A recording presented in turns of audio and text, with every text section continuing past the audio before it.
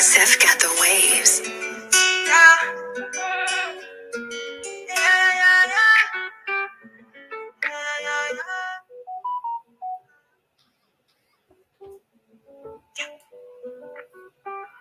don't know the truth, so they study. Run up on a nigga, now you blasting. No show, I need a fall for the monies. Only riding with the soldiers and the mighties.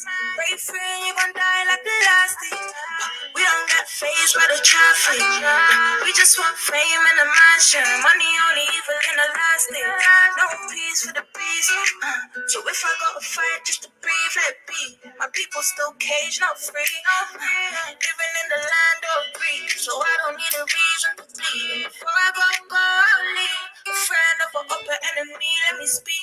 Yeah, I know you ain't real, you a leech. How you say you practice what you preach? And my brother's still dying in the streets. Yeah. If you want smoke, you can have it. Running from the class, ain't bandit. But we gon' use force like it minded. And they kill up, but my niggas stick bandit. No, it ain't passion. When you hear me scream, fuck the system. You can keep it cold, I ain't a victim. And if you ain't involved, keep your distance. I can never kick you with a snitch. The runner said he got his first shipment. Now we doing chemistry in kitchens. Tell him stay persistent. Hey. Yeah, this is day of the resistance. Cruel and vicious. I know you hear me, you ain't listening. I thought he had time, but he didn't. Died in an instant. I'ma be the greatest. Took a L, but we going through some phases. And I was born broke, so this money couldn't change it. Did it on my own, fuck a payslip. Till everybody eating, I made it. They tired of me preaching, but insane shit. Just a bunch of old faces, stuck up in the 80s, ready for the darkest phases. Cool, we've been to the darkest places. See the fire in my eyes still blazing. I wish a lamp would try aiming. Just let me speak. Just let me speak, yeah. I'ma be the, yeah. Oh, going through some phases. It's money good. Did it on my own, yeah. Just let me speak. And you need true them. Yes, blessed love, family, blessed love. Good evening, good evening, good evening. It is so good to be back again. I hope you've had a fantastic week, as I have. You know, every week is a good week, isn't it? Are all the mods in? I'm not sure. It's all a bit mad and quiet tonight. And I've been probably a little bit off the radar. I don't know why my thing is saying it still needs battery. Let me just try to sort that out, people. I can't see the mods. Are the mods in? Let me try and find them. I know a few people are out in certain places they need to be right now, less said. But we should have at least a couple of people in. Let's find out where they are. And let's start tonight's proceedings. We also need to bring our guest on. I think she was trying to join. And we're going to hear, Lioness Keats. There you go. I can see it. Yeah, the mods are in. We've got Elise Lioness. Paula, everybody else is there. Bless up Hurricane Toya. How's the little man? Hope he's well. Yeah, man, I just need a wind down tonight. So we're going to kind of take it slow, and we're going to kind of, we're going to discuss a few things before Sister comes in anyway, because you might have seen on Instagram video. It's part of police footage, body cam footage that I put up in the week. And it's of a Trinidadian sister, an older woman, a big woman. Let's just call it a big woman, because we're big women here. A big woman being assaulted by the police in a certain way. And we really need to hear her story, because it's becoming more and more prolific. And it seems to me as if, the powers that be, they seem to have an agenda. They had an agenda for our brothers all along. And there seems to be an agenda that's emerging, in my opinion anyway, from what I can see in the scape of attacks on Black women in a certain kind of way. It's almost like they've ripped out the vanguard of brothers that would have supported us, that would have been there for us in terms of protection, and now we have no one, and they're now coming for us. That's what it seems like to me. And there's been a lot of things going on. In the week I put up a video. I think I spoke a little bit about it on the live last week. I presented exactly what my stance was on certain things, but we've seen what's going on. I'm not going to go back into all of that. There is a wave coming yet again You know, I've seen this wave come at least 2 times in my in my lifetime. And there's a wave coming, you know, there's every so often, every generation or so, what I see in this country is that we have a spate of killings in the black community, certain little things, you know, way back in the day. It wasn't so much us killing each other, but you'd have police killings, you know, policemen dying in custody. And I've noticed there's not been a lot of police men dying in police custody. There's been a couple of shootings, Chris Cabba and the other brother there in Tottenham who we know about. But there hasn't really been a lot of it in the way that there was in my day. And what I see now is that we're killing each other. That's what's happening. But we've been killing each other for a while now. You know, at least one generation this has been happening. A generation is 15 to 25 years. And it's been going on for that long. But every so often, you know, they highlight something and they spread it in a way that it becomes the focus. So we almost take away from the focus of the other killings that's going on. And I see a lot of that going on. And when they do that, they often trot out what I describe as the black boule, of which I was very close to at one point, but never a part of. Hence the reason I hot-footed it out of there, I can tell you. What I call the black boule, you know, the lodge people, the black professionals, all of those, the black middle class, they're a vanguard between the street, which is where the real revolution actually lies, and the upper crust, who actually give out pots of funding. And I see a lot of people jostling for that position at the moment. As if they invented the moves. That's what makes me laugh. Because, you know, those of us who've got eyes, we can sit back from afar and watch what's going on and realize exactly, you know, who's doing what and for what reason. So what are the real solutions? You know, I want to kind of try and create a panel later on and to see. Okay. 1 second. And to see if we can have a little discussion about that, because it is a community conversation and that's what we do here. We create community conversations. So let's try and do that. And then we're going to hear from Sister as well. I mean, I'm actually gobsmacked at the way that these people between social services or whoever else and the police and these institutions really believe that they can move. And they're coming for the aunties now. It's crazy. It's crazy. Let me find out where Sister is before I go any further. I need an assistant, like a lot of these people that do lives have. I need someone in the room that can start calling people. I can just keep talking. Okay, she's here. Sister's here. So let's do that later on. Let's see if we can widen the conversation. But for the time being, we're going to hear from Sister, who's going to come on and tell us all what's been going on with this video. I'm going to try and show the video, Camille. How you doing, sis? I'm doing okay for the moment. Thank you very much. Oh, I can't hear you. Let me turn up my volume. Let me turn up my volume. One minute, sis. Yeah, my volume's down. I think you hopefully could hear me. Yes, I can hear you fine. Yes, Petite DJ. We are going to try and be solution focused tonight. Let's try and do that. But first of all, we need to listen to the sister to tell us about it. Let me just try to share the video, sis, because some people don't have Instagram. They may not have seen it. I couldn't upload all of them. In fact, I couldn't upload any of them, but I can share my screen with the one that I put on the platform, yeah? Just so people can kind of see what you've been through and come up to speed with what's been happening. Is that okay? Yes, that's fine. All right.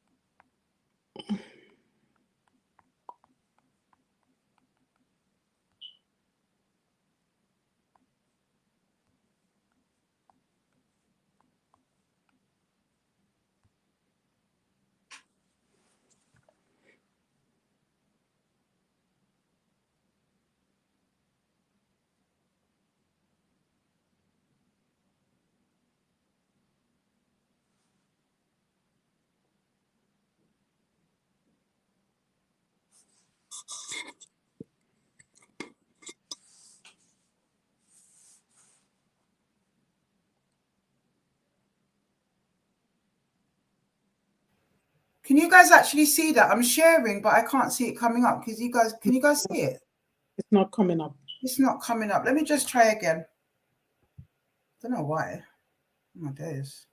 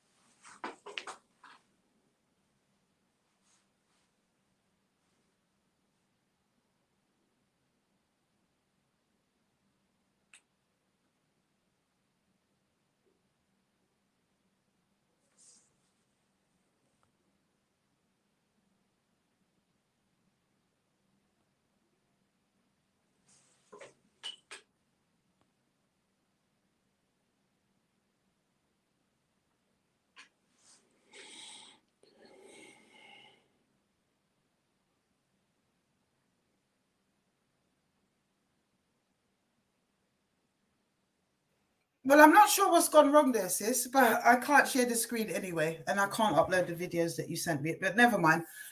Go on Facebook if you don't have Instagram, and you'll be able to view it there. But yeah, if you haven't seen it, guys, unfortunately, I can't show it to you right now. But it was a very nasty, nasty attack, wasn't it, sis? Very, very, very brutal. So Very. take us through the beginning of what happened, actually, because without showing it, we're going to have to go through it. And I'm sorry to have to make you relive that. I know you're used to telling that story, and it's very important to say as well that there's certain aspects of the story that you can't actually say. Yeah, it's a lot I can't speak about because I'm on a gagging order. Right. One morning I was woken by the police banging on the door. My son actually came and asked, well, what's going on? And the police said they need to speak to me. Now, I could only video certain things that I could see in front of me. And the police said I was asking and asking and asking what's going on, and they wouldn't say. I had a pain in my leg because I normally do DIY on, like, the summertime. I like to do my little bit of DIY, and I had a bruise on my right leg, on the thigh. I was saying to them, my leg is painful. And, well, they couldn't care about that. They came to intimidate, and it was really meant for intimidation, actually. Getting to find out that this safeguarding officer made a report saying that I have been harassing her and calling her the school where she works and harassing her. They, in turn, did not investigate. They did not ask for any evidence. As a Black person, it seems like you're guilty straight away before even proven guilty. So they came and they almost broke my back with their aggression.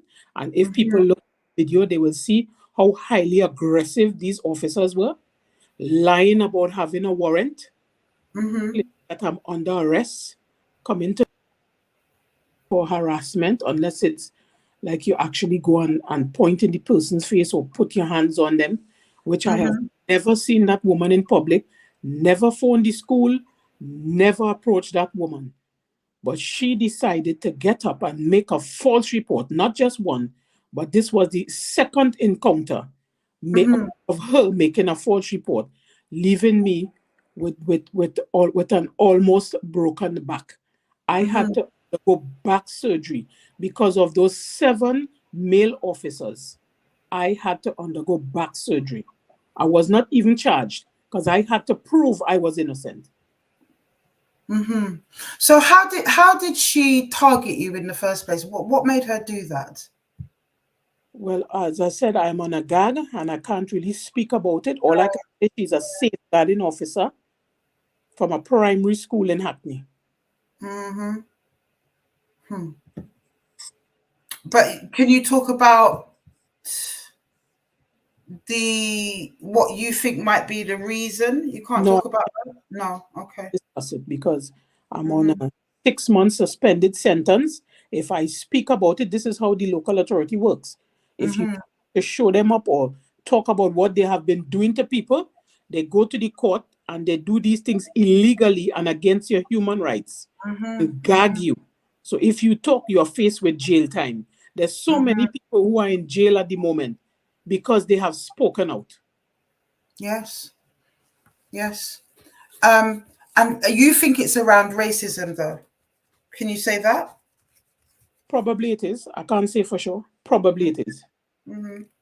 And with the police, when they initially came for your son, didn't they? No, they came specifically for They me. came specifically for you. Yes. Yes. But it was your son that actually. Yeah, my son that opened the window and asked, well, what's going on? Mm-hmm. They wouldn't say anything.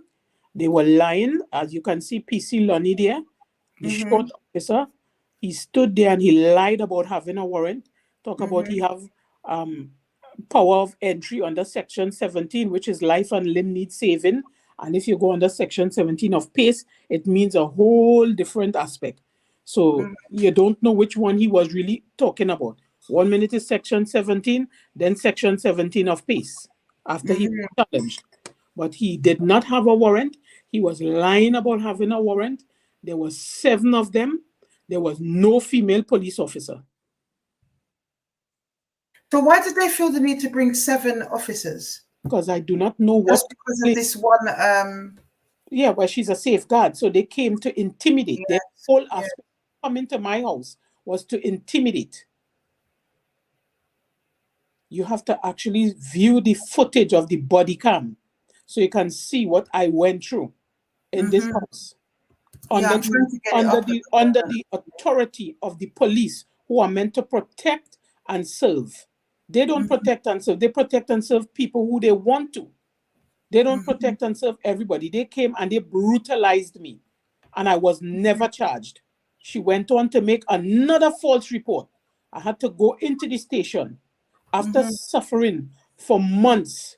I had back surgery in September of the very next year. Mm-hmm. Couldn't even get up to go to the toilet. It was horrific what they did to me. Hmm. And so when they came to you, I'm still trying to get the footage up. It's been a bit difficult. When they came to you, I think it's important that people really see it. Yes. But when they came to you, it was actually 7 officers handling you at once, wasn't it? The 7 officers were outside. I could see 3 at the window. And when my son opened the door, there were 4 more at the Mm-hmm. door. Mm-hmm. And then he started making he's going to drag me out. And then I'm saying, you're going to drag who out? I will drop you where you stand. Because Mm-hmm. he did not have a warrant. I knew he was lying because he Mm-hmm. would not present the warrant. Mm-hmm. And he don't want to have to drag me out. Like you're coming for this drug lord or this criminal who killed children. This is who I think they were coming for. An innocent black woman who had Mm-hmm. no problem with police only until I met the likes of the social services. This Mm-hmm. is how they operate. They victimize you, they lie on you, they give you Mm-hmm. criminal records, and they take your children off you. And when you go to speak about the things that they do, they gag you and tell you you cannot speak.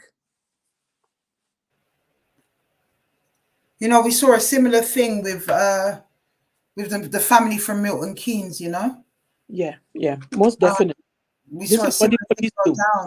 Yeah, and especially if you're strong and you want to fight these people, they come for you even more. You know, they come for you even more, sis. So take us through how you felt being handled like that. And you're a Caribbean woman. You come with dignity and pride. Yeah, How I, did that feel, sis? I was in a see-through vest because I just woken up.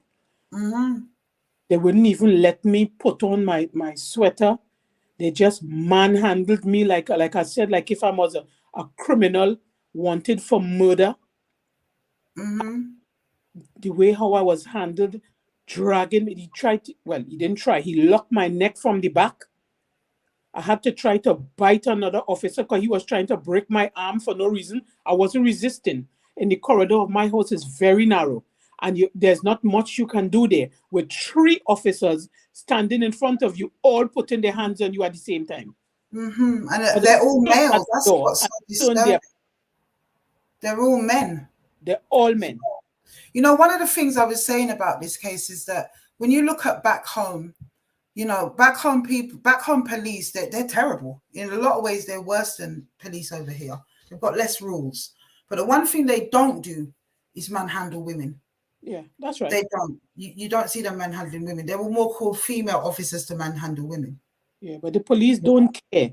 They are here for their main objective to intimidate you. They know they are never held accountable, so they do what they want, when they want, how they want, and they do not expect you to take charge and to actually fight them on the things that they're doing.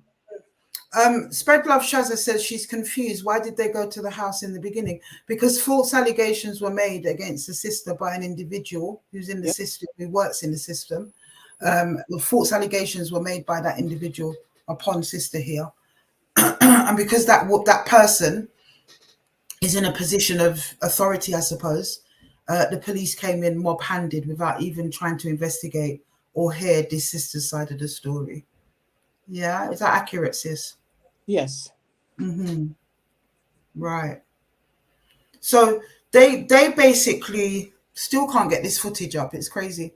But they basically had come to your home. What time of the day was it?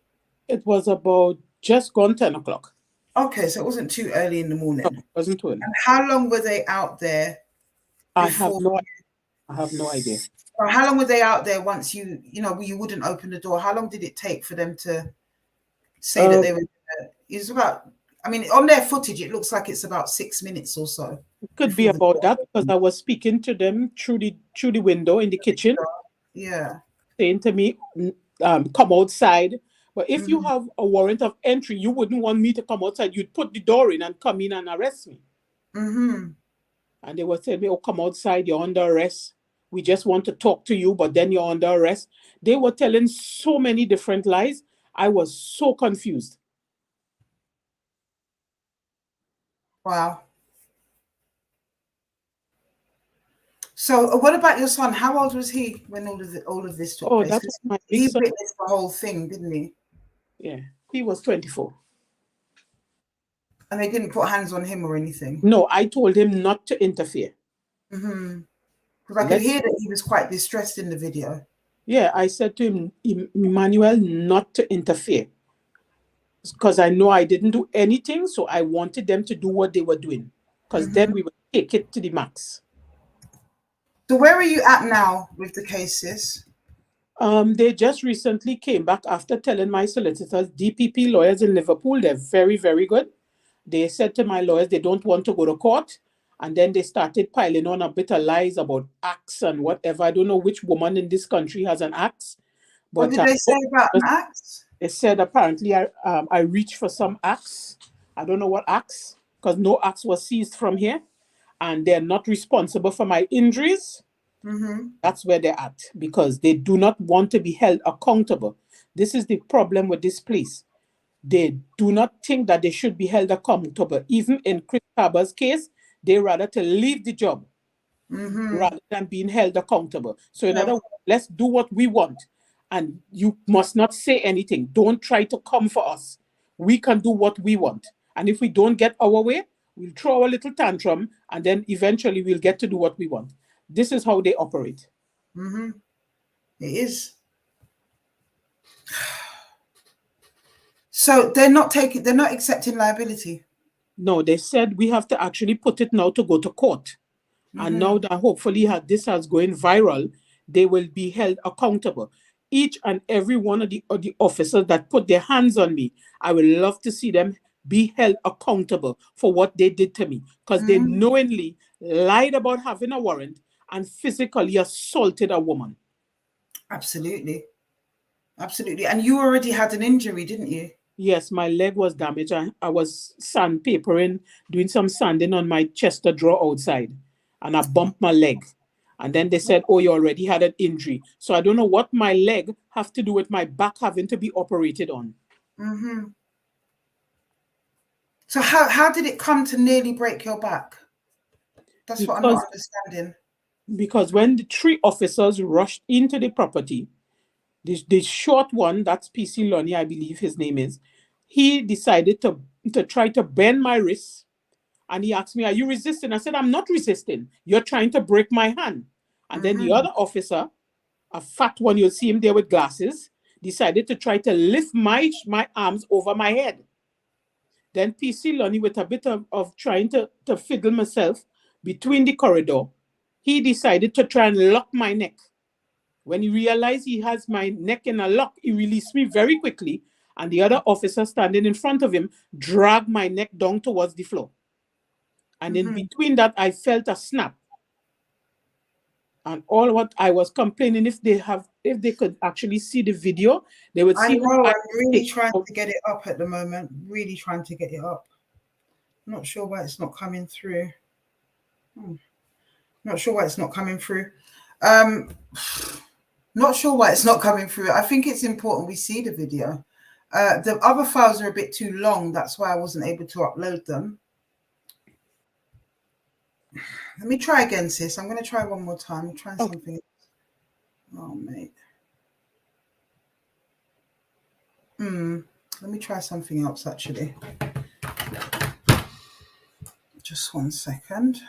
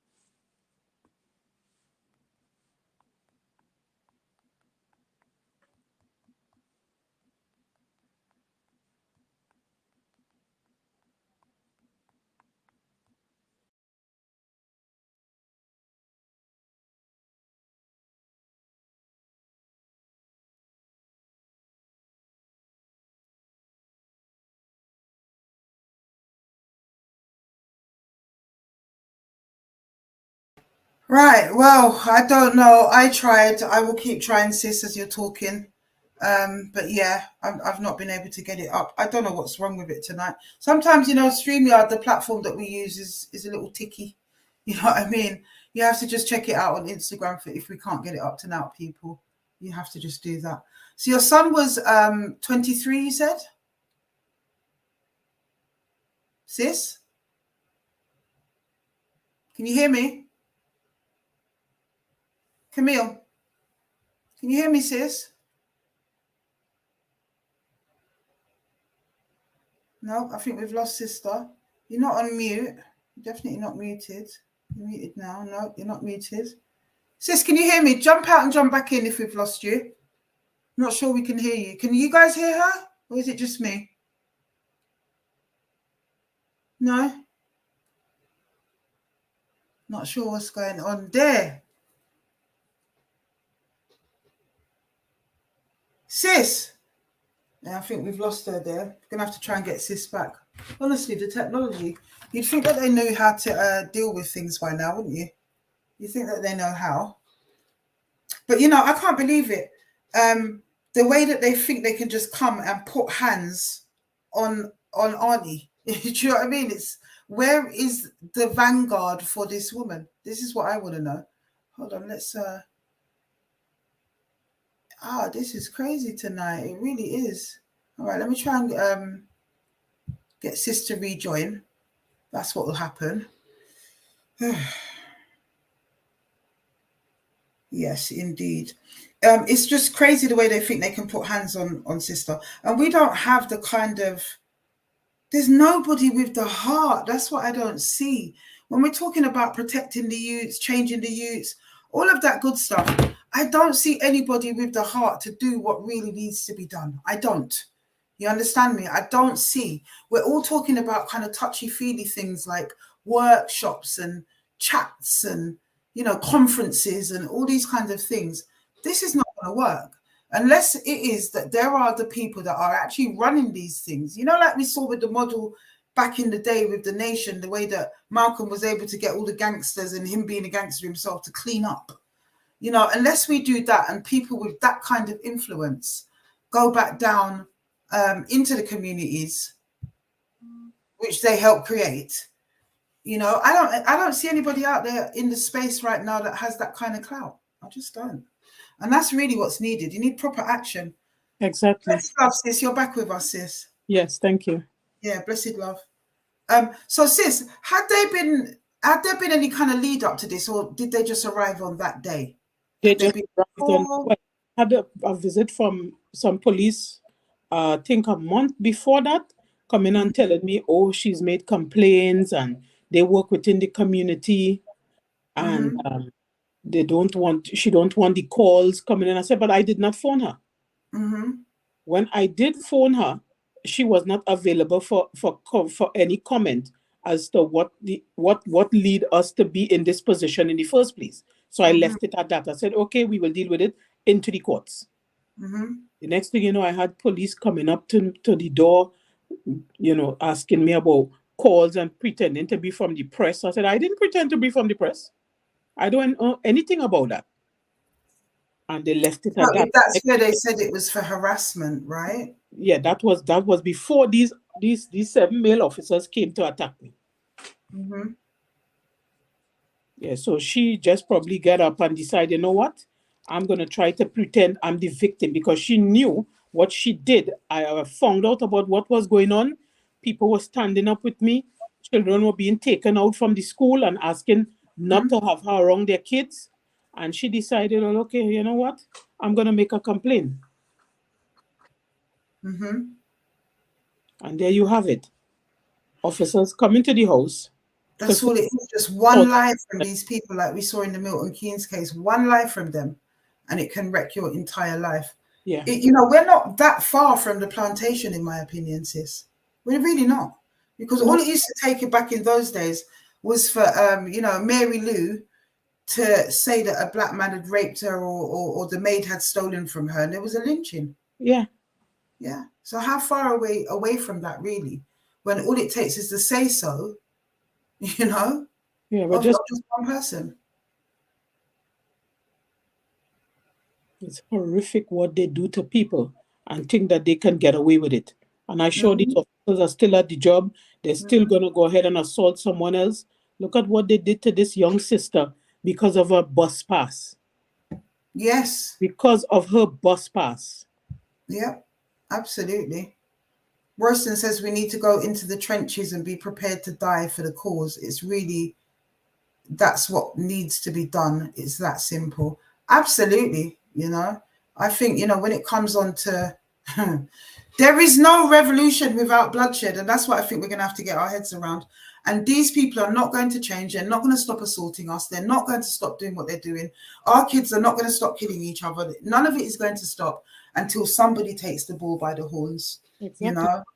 These people, they set up our children after they take them from us to fail. And they do Absolutely. here.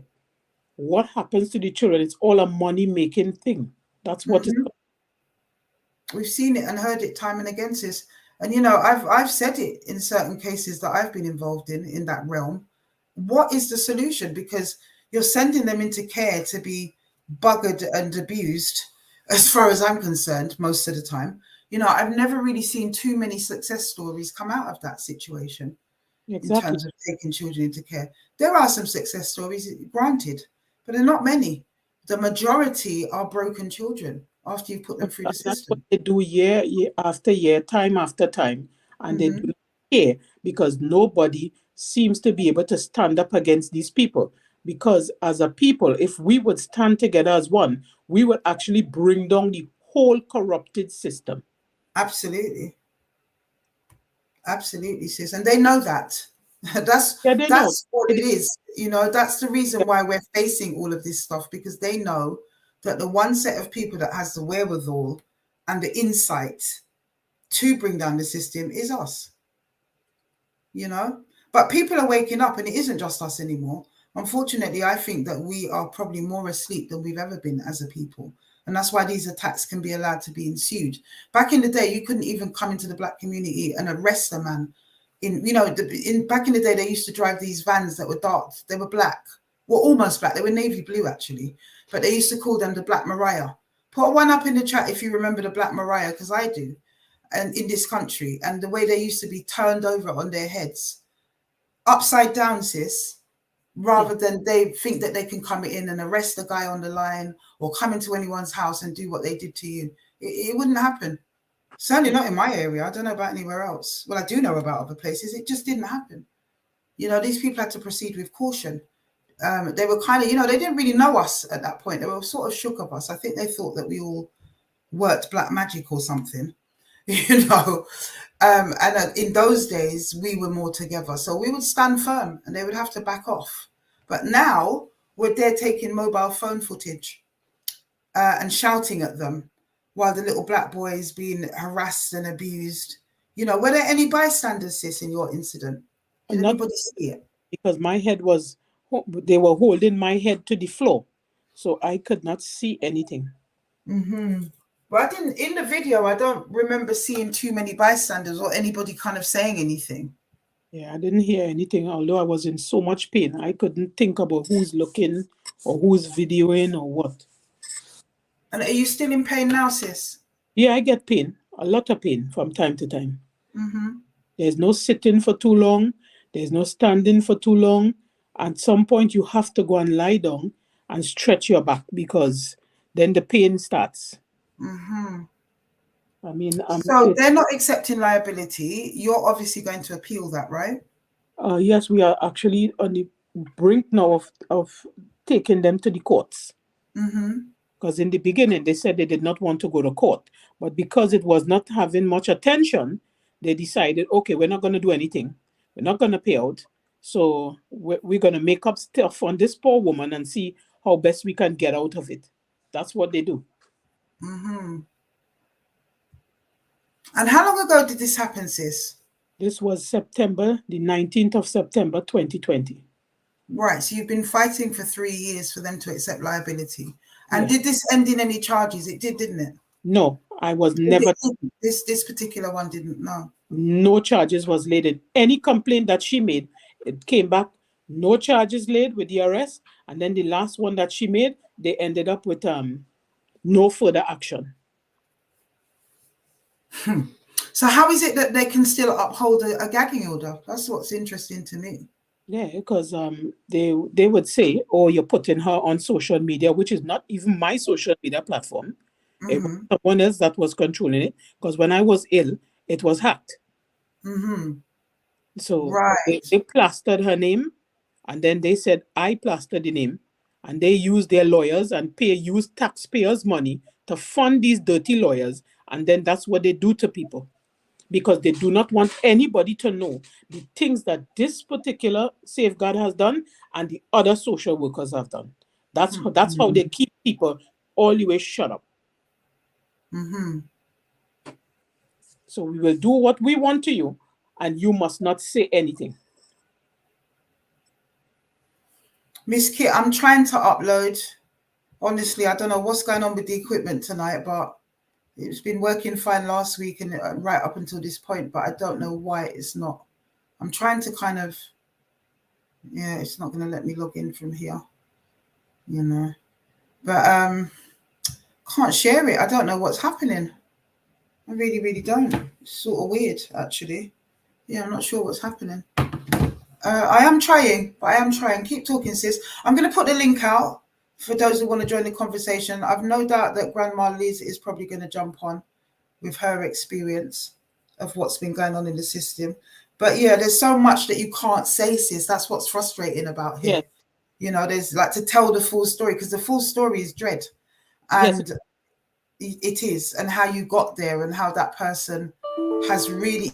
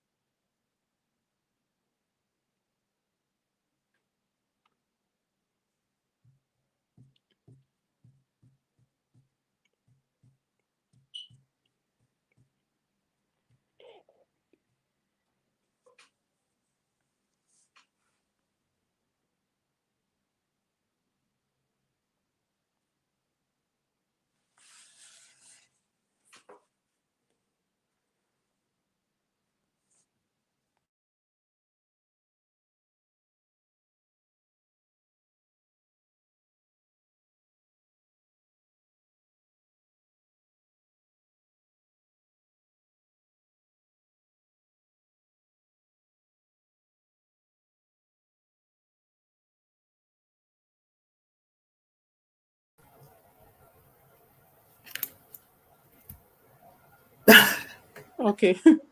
that's actually crazy. Yeah, this is I don't know how they why my operate. other laptop, good job I've got backup.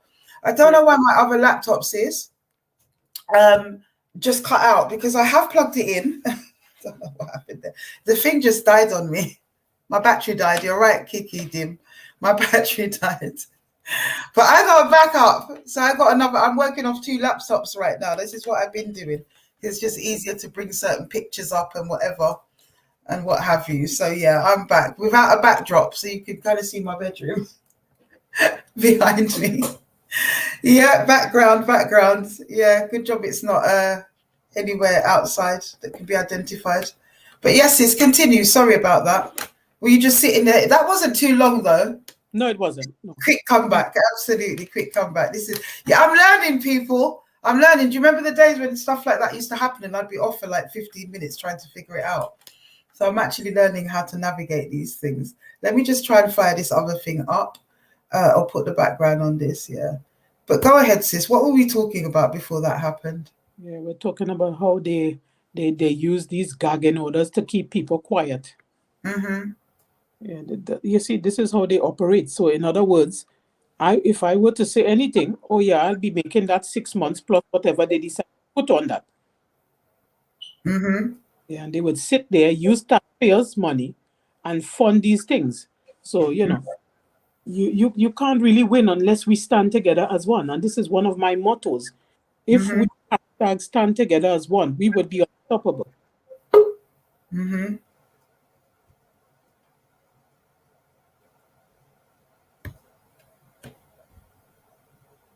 Not sure what's happened there. Oh, I got my background back. There you go. We'll just add Grandma Liz. Here she comes. Yeah, this computer's slow. I've got I usually use this for messages, so I've got to push this one up. I've got to get the other one fired up. Not sure why it's not adding you, sis. Get Grandma Liz on. Ah, there we go. Blessed love, sis. Blessed love. Blessed love, Grandma Liz. You just... Can you hear me? Oh, yeah, we can hear you now. Yes. We can hear you, sis. You can hear me? Yep. Yeah. I've just popped on to say how disgusted I am with obviously what I saw on the video on Instagram. But yet again, based on what's happened with our family, I'm not at all surprised, because at the end of the day, they do a lot of damage. If you recall, they removed my granddaughter, male officers. Yes, male officers removed my granddaughter. Right. And they literally abused my daughter, Denise, as you know her. Uh-huh. These are just criminals in a uniform. Mm-hmm. They have no respect or regard for us women at all. And enough is enough. But when did they ever? That's the bit that when did they ever? They never have done, because they're KKK with a badge. I don't care how I speak about them, because that's what they are. Real is real. On point. I think you're actually on point with what you just said. And I have another story that's coming on of another Trinidadian sister who has been through similar kind of police brutality and harassment and stuff like that. And she's going to come on quite soon to tell her story as well. It seems like a pattern that's just seems to be emerging to me, Why are we hearing more and more cases of these criminal police being exposed of late? Why are we hearing more and more cases of them being exposed? They can't hide any longer. Mm-hmm. I don't understand. Well, we're hearing more and more of cases of it because we're living in a time where what has been done in the dark is going to be revealed. That's kind of where we're at with stuff right now. Oops. Sorry, guys.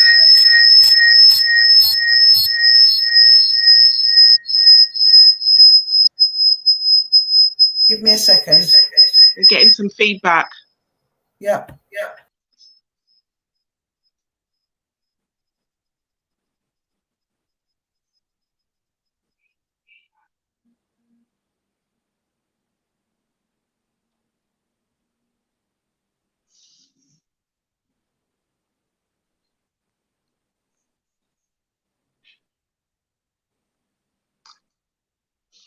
There was no reason for the excessive force that they used. That was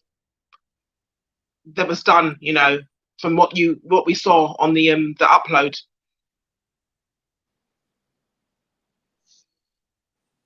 Yeah, exactly. There was no reason for what they did. Yeah, exactly. Because they had no evidence to support what they were doing. There was no need there. And I don't know why they did it.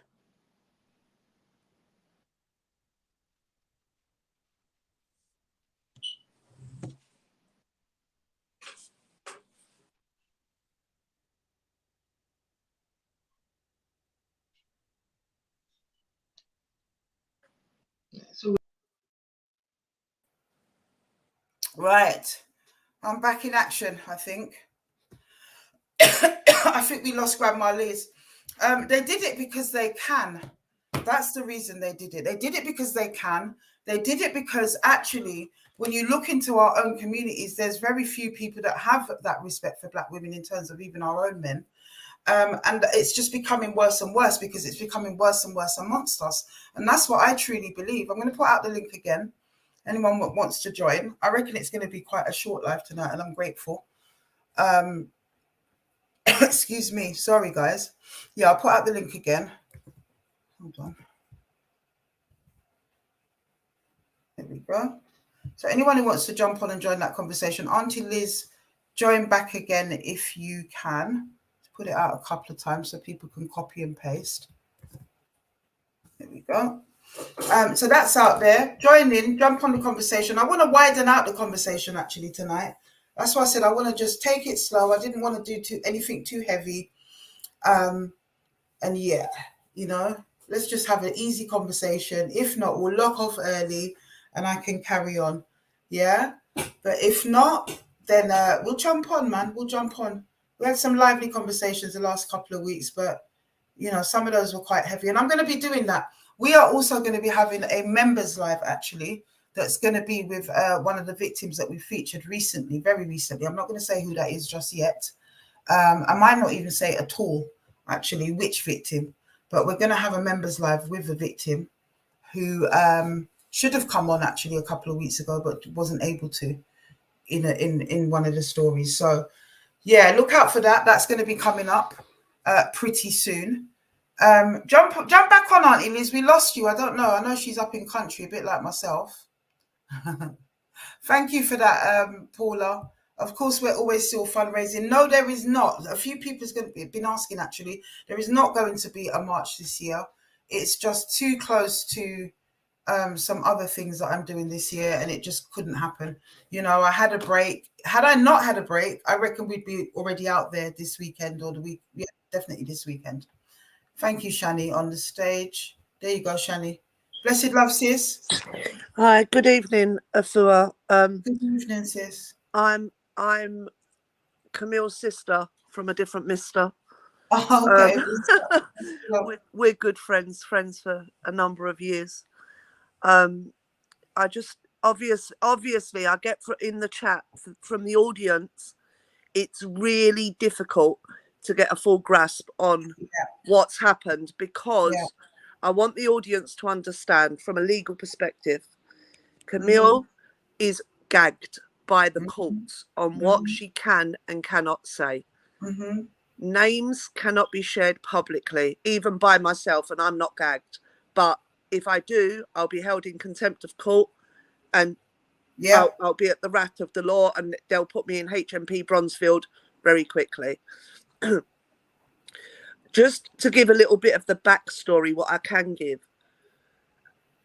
There was an older child within the home, made a false allegation to the school. The 2 children were removed, went through the process. Camille did not get the children back. The younger child is still a minor. The child that made the allegation is now an adult. Not the son that's seen in the video, another child. That child is now a broken product of the system, living in poor supported housing, starving a lot of the time, Afua, my friend. A broken child. The younger child, that situation is something that we're evaluating every day, working on every day. They have no intention of reunifying child with Camille. They allege that the child is settled with the current placement, foster carer. Child's very badly behaved at school, has been for the whole time since removal. The bonus, I suppose, is that he does get to see his mother once a month in a supervised setting. He's very well behaved for mum. Mum has no concerns while she's with him. What happened in this case was when those children were removed, they were removed unlawfully. There was no order, Afua. Again, no court order. Police arrived with a social worker and removed children with no court order. They very quickly knew that Camille is a big, strong woman, mentally. I mean, now, like, you know, not how the police treated her, but mentally intelligent, educated, and would stand up and expose and fight this injustice regarding her children. The children were placed on a Section 31 long-term foster care orders. They then proceeded to gag Camille. Is that because she was speaking publicly at that point? But she wasn't, Afua. She was broken. The woman couldn't get out. She was emotionally, mentally, physically drained. She wasn't even getting out of her bed. They'd ripped her children from her. Yeah, of course. It was people close that were like, how the hell are we living in Britain and this is occurring? Including myself, I admit. I was like, are you joking me? Then what happened? There's still no evidence of this, so I'm saying allegedly it happened. Right. There was a safeguarding officer placed in a school in the London Borough of Hackney. Allegedly, there was calls being made to the school. The safeguarding officer never answered the calls because that's not, look, we're all mums and parents here. That is not what happens. You have reception who answers the call. Okay? Absolutely. Yeah. There you are. The safeguarding officer alleged that it was Camille calling the school. There's no evidence of it. That's why 3 arrests and each time no charges, no further actions. Then, but yet, yeah, go ahead, sis. When the police then came to their conclusion and CPS, no further action, no charges, you know, you're free, go about your life and your business. Yeah. The local authority then brought a case to hold Camille in contempt of court. That's crazy. Yeah. We then had a trial at the Royal Courts of Justice in London. Big money. This is big money. Yeah. Big taxpayers' money. We caught one barrister working with them, had to be sacked with immediate effect. Oh my God. We then found another one. Okay, Camille's here. She might say, "Oh, Shani, you know, you're being very Irish." He wasn't too bad. Okay, he was workable. You could work with him. Listen to me. On the day that we attended this in the Royal Courts of Justice, I've got it. I can send you the evidence of it. I have it. On the court's listing, they're called daily causes at the Royal Courts of Justice. Anyone that spends time up there, it's a daily cause to imprison people, huh? Yeah. It literally said the borough, the local authority, Camille's name, why she was there, and what the punishment was, Afua. And it said imprisonment. This is before she's ever seen a judge. They had decided the sentence. Yep. It was decided before we ever walked in that room. Wow. For those 3 days. Camille gave her evidence. They gave their evidence. I think if Camille had offered a kidney to the judge's son, it would have made no difference. None. Wow. She was going to be found guilty. And all I, as a good, you know, as her sister, all I could do was sit at the back of that court, hope and pray for the best. Sister June was with us. Hope and pray for the best that they didn't actually incarcerate her on that day. Now, she received a suspended sentence, a 6-month custodial suspended for 24 months. Wow. And so just they didn't imprison her. Oh, they were going to imprison her, Afua. I had her door keys, I had her bag, I had her phone.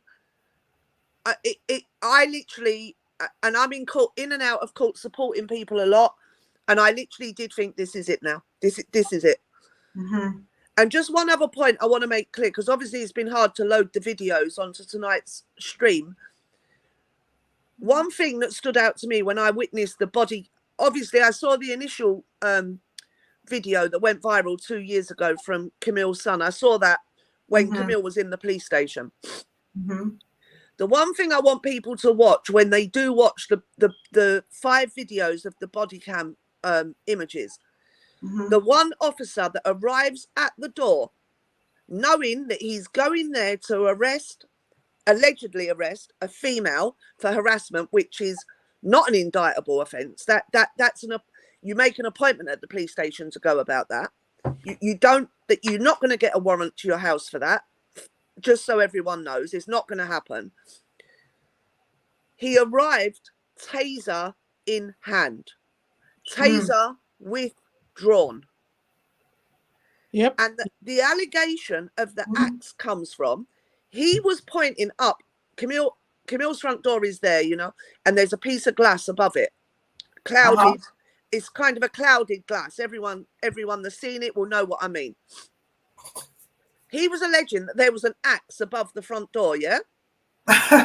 Honestly, I can't laugh to make light of it. Honestly, it's ridiculous. I know. But the thing is, when we're dealing with these people, yeah, the realness of this, Afua, and everyone that's taking the time to tune into this tonight, we all know how these people come up in your yard, yeah? Right? Yep. So if they believe that they can see an axe from the outside of the premises, when the 5 of them gain entry, why did not one of them reach up and take the axe down from above the front door? Absolutely. Because there was no axe. And further to that, why is the axe now not as put in as evidence? Where is the axe? There was no axe. That's the whole point. Absolutely. What was resting up above that door? You know, here in when we're all living in social housing, not all of us are rich living in luxury pads around outside London. You know, that is a draft excluder that you put at the bottom of your door in the evening to keep the breeze out around London. You know, that's all it is. We've all got them. I've got them. Camille's got them. Most people have them. A draft.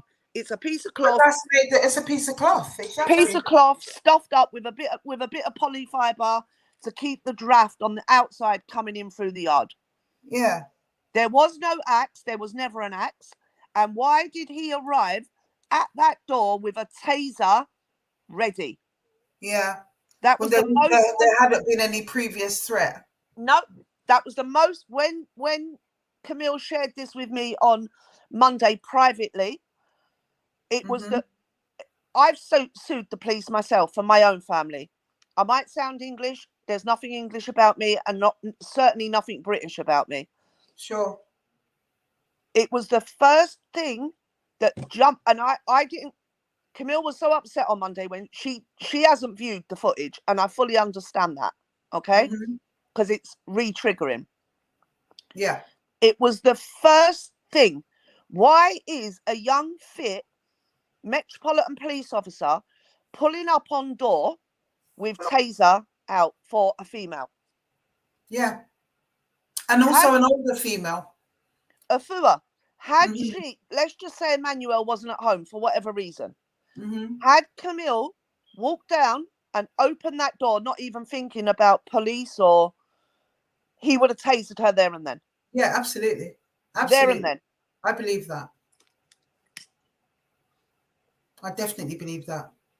And so I don't know how they're getting away with not accepting liability. Are they saying that was a right, you know, it was a lawful arrest? No, they haven't brought up anything about the arrest. It's more to do with the severe injury that was sustained to the back.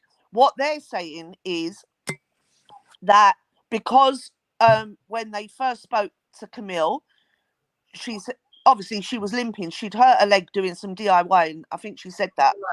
Right. She hurt her leg doing some DIY in the home. They're saying, well, the leg, she was already complaining of a pain in her leg, which is correct. Yeah. But the back injury was a herniated disc that they popped. They popped discs in the woman's back. Yep. That doesn't happen from, you know, I've been handcuffed loads of times on demonstrations, loads of times. I've never got a herniated disc. That's from manhandling. That's from that's roughness right there. Absolutely. And you've got medical reports to back that up, right? Oh, yes. Yeah.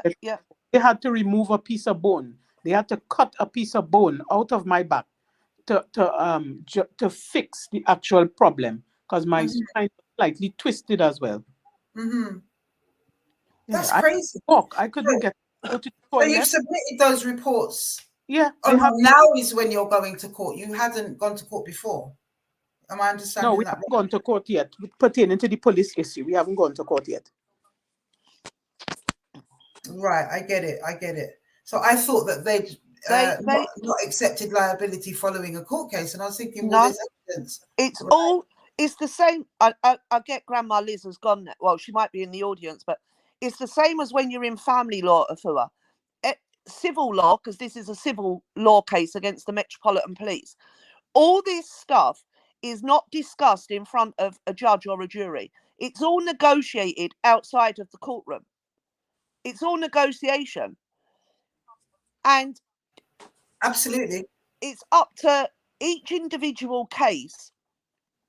I can quote loads of cases, predominantly involving youngish black men, to be fair, where you've got mothers that are standing up in the community right now, still shouting for their sons and not accepting settlement from the police. And there's many of them, quite rightly so. They think that offering £5,000 or £10,000 is going to make you, and they also do. I didn't, in my case, sign a non-disclosure because of the way the case went. But they do make people sign non-disclosures once settlement has been reached as well. Sorry, say that again, sis. I missed that. So there's so how the police and the police federation do it, and the police lawyers do it. It's negotiation outside of court, right?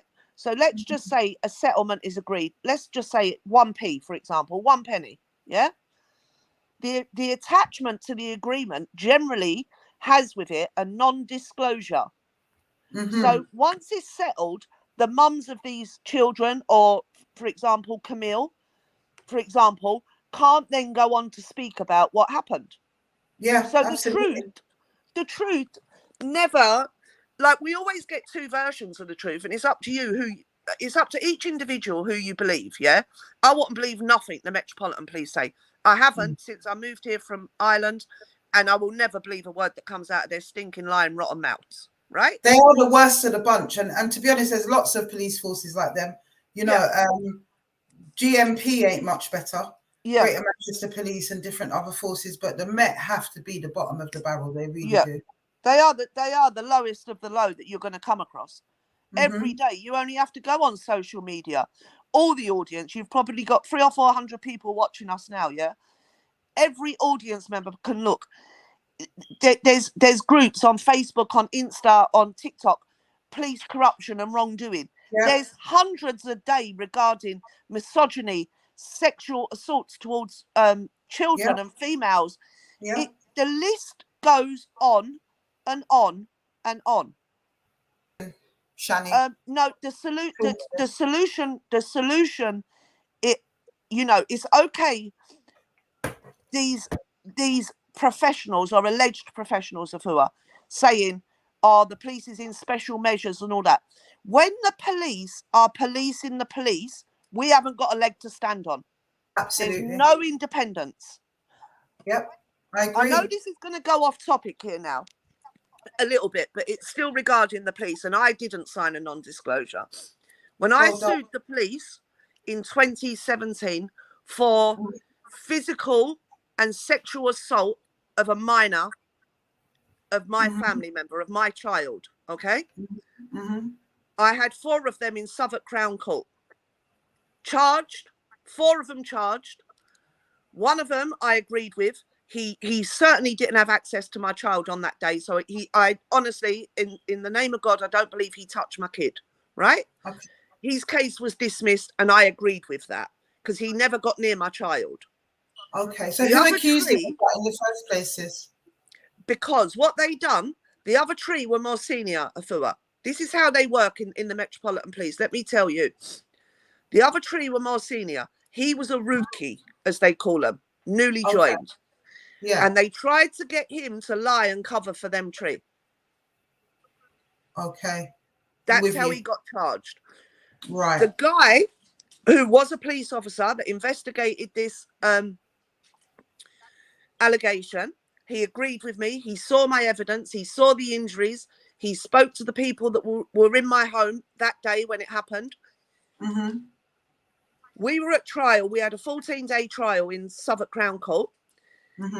Just before the trial was due to start, the investigating officer, he was a mixed race guy. His dad was Jamaican and his mum was Indonesian. Yeah? Right. He was a really, when I say this, I mean it, audience, from the bottom of my heart, a really genuine, nice guy. Yeah? About 10 days before the trial was to start, his wife suffered a stillbirth. Let me put it like that. Okay. Late in pregnancy. Mm-hmm. He requested, obviously, compassionate leave. He called me and told me what had happened. And he told me, I've requested compassionate leave, but my colleague so-and-so, who I'd met, will take over. I need to be with my wife. And I said to him, I fully respect that. And you should be where you need to be with your wife. Believe his detective sergeant refused him compassionate leave. And that man had to attend that trial for 14 days. Oh, wow. On the end of that trial, 2 were found guilty and imprisoned. 1 requested time because he was allegedly unwell, requested a 7-day adjournment for sentencing, and he went away and hung himself. Well, that's his choice. I know what you've done to my kid, innit? I don't care what you've done. There you are. Might sound cold, might sound not with the grace of God. That man, when we went back actually 14 days after the court had finished. Yeah, so 2 were imprisoned, 1 was dead, and 1 case had been dismissed. That man walked out of Southwark Crown Court with me and my other family members and showed me a piece of A4 paper. He said, I'm going here now to the office, which I won't locate where they're based because, you know, he said, and I'm resigning from my position with immediate effect. He said, I will never work in the police again. This is crazy. And until we can, you know, Eliane Adnam last week, until everyone that is not on the side of the system can stand up shoulder to shoulder, hold hand in hand, and stand up against this tyranny, this is what we're going to be subjected to time and time again. Time and time again. And, you know, we're moving into a space right now where it is going to get very deep for most of us, you know, in terms of the freedoms that are going to be removed from us, in terms of the program that is coming our way. And if we're already under this kind of tyranny, what is it going to be like when they shift up the system to cover everybody to be under tyranny? We're going to be even under more tyranny, and we're going to be at the bottom of the barrel. It's serious times. And people don't want to hear it. Everybody's distracted. Everyone's distracted, you know. And meanwhile, people like Camille, people like all the other things that we've seen, are out here like sitting ducks, just waiting for the next attack. It's ridiculous. You know, especially the Met. Oh God. You know, I'm not the kind. I'm a big woman as well, Afua. I'm not no little girl. I'm a big woman with 4 adult children and 2 grandchildren. I'm not no woman that walks past. If I think something is wrong, I stop and say it's wrong. I stop and say it's wrong. And until everyone starts doing the same, put the phone in your pocket. Put the phone in your pocket and stand up for what is right. Absolutely. Absolutely. You know, we've got the youth. Yeah, go ahead. Sorry. We've got the youths killing each other. It's like dog eat dog out there right now. We've got. So what do you believe is the solution to that? Well, I go back to basics on that, Afua. I grew up in East London to a migrant family, and then I chose to leave England for a long time and live in Ireland, and that's where I raised my children. Okay. But the thing is, when you look at the youth today, unfortunately, you know, if you've got a different opinion to the teacher in school, you're kicked out. Next thing, you're in a PRU. That's all wrong. That PRU system is what's turning out these little feral children. I tell you that for nothing. You know, the parents are allegedly not allowed to give their children proper discipline and tell them, no, that's wrong. You can't do that, and you will stay in. All this calling. I know somebody that lived close by me a few years, well, it'd be about 5 or 6 years ago now, grounded her son for his rudeness. and he's calling police, and police came to the door. You can't ground him. It's against his human rights. This is the problem. You know, this week I took on a mammoth task.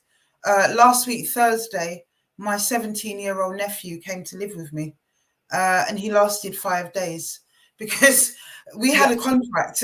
We had a contract, and that's what I said to him. He'd been tearing up hell at his mum's. He's my brother's child, one of my brothers, and just creating hell at his mum's and my brother, you know, in separate places. And he's a lovely boy, you know, he's very intelligent, very articulate, all the rest of it, but he seems to want to go down this route. And I just, you know, I made it very clear to him, there's no question asked. I think there's a lot of pussyfooting around the children. And I said to him, we've got a contract, let's shake on it. You do not break my stuff. You do not put hands on your little cousin, which is my 12-year-old daughter. And there's certain things he wasn't supposed to do. But he started slam dunking baby Afua to the ground and all sorts of stuff just for no reason. And that was it. I was like, gone, you know, totally. And I know he was hurt by that, but we're good. I saw him today and we're good. But he has to know we have to lay down those boundaries, and we shouldn't be afraid to be old school. I'm not in my home. I think one of the most enlightening times of me living back in the UK, I had to do a visit to HMP YOI Feltham. That would be about about 7 or 8 years ago as well, Afua, around that time, 16, 17, that time. And I literally said, because people that do visit HMP Feltham know you get put on the buggy and driven over to the blocks. That's right. Yeah. And I literally said on the buggy, it was my first time ever being in Feltham, actually. And there were social workers, there was CAMS workers, there was govs, there was whoever, parents. And I literally said, you see, when we've got boys aged 10 and 11, year 5, year 6, that just hitting year 7, we need to do open days and bring them here, because you know what it reminded me of, Afua? Chain gangs, chain gangs. They were all young black men, fouled by the system.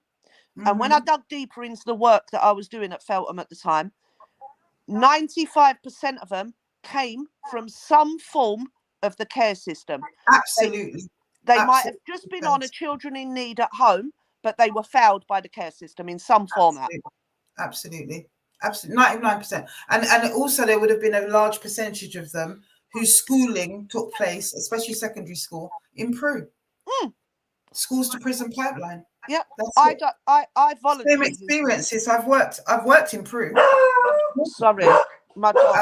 And also, I've also worked on Albatross at Feltham, and same story. You know, Rochester as well. The lifers up there, the young lifers, who incidentally, one of the things that I noticed about these younger generation, when it came onto my generation in their 50s and 60s now, when they got life sentences, you know, the man kind of held his bird.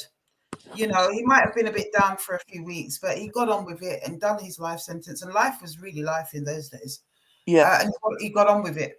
But I noticed a lot when I was working in Feltham and Rochester, even in ISIS, these young boys, they catch their 25 after stabbing up their brethren over stupidness or whatever it is. Yeah. And they break down. They break down completely. They cannot handle those birds. And my thoughts on that, Afua. Sorry, Camille, I feel like we've overtaken it with Sorry, the my sister. systems. No, but it kind of is interrelated. No, it's good. It's good for people to hear exactly what's going on. And I think it's interrelated to the whole system of police brutality, the cycle. Yeah. And I honestly believe this, the boys break, or the kids, because the girls break as well. Let's not mix it up.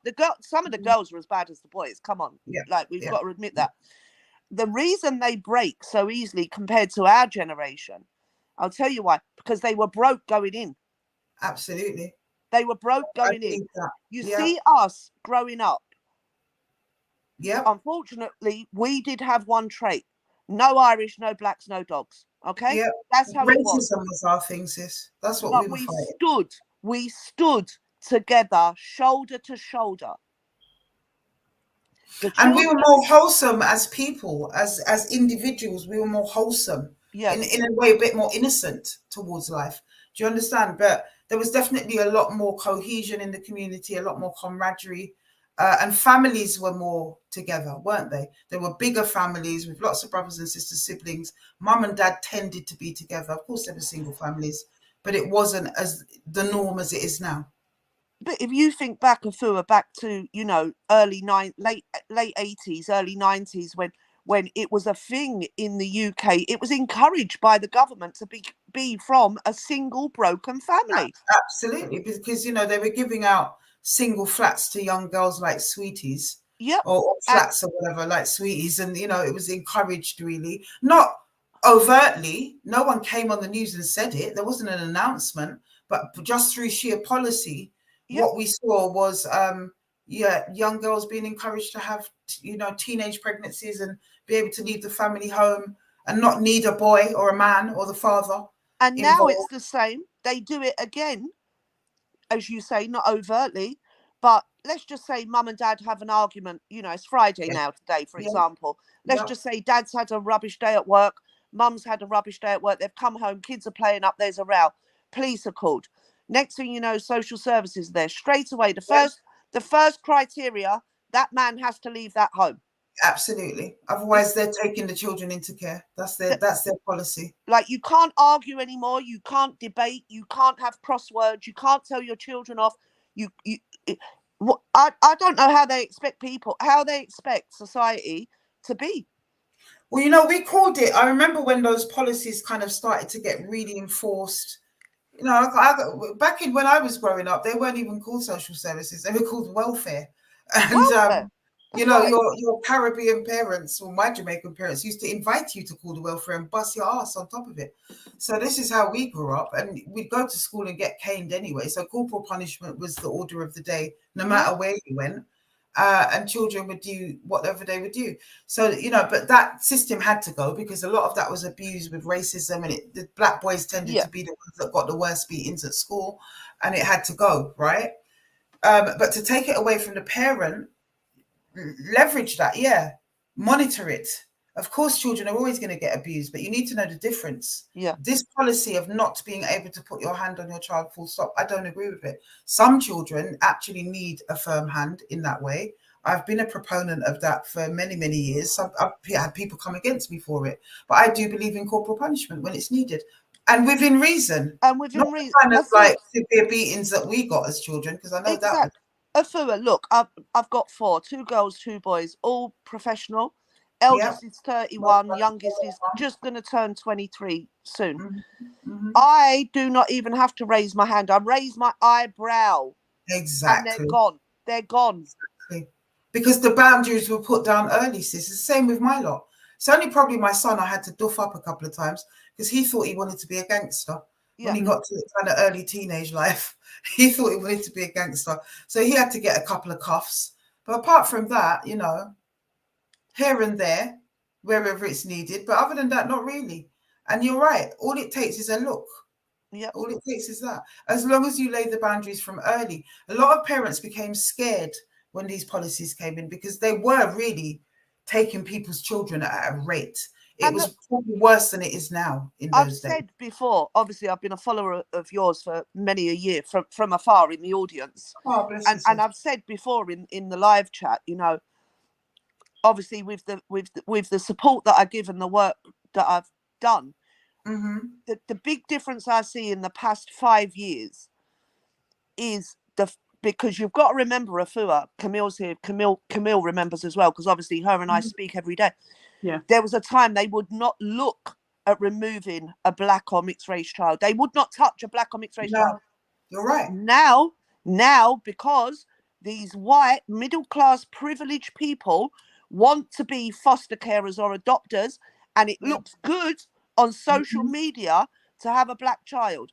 They want to be like Madonna or Angelina Jolie. Thank you. On Tuesday, obviously, big up this month. It's October. It's Black History Month for everybody. Well, you know, good. And we need to. I called Camille on Tuesday and I said to her, I watched a thing on Channel 4, I think it was, Tuesday night. And I didn't even know this existed. And I grew up in that era. It was called White Nanny. Oh, yes, I watched Child. that.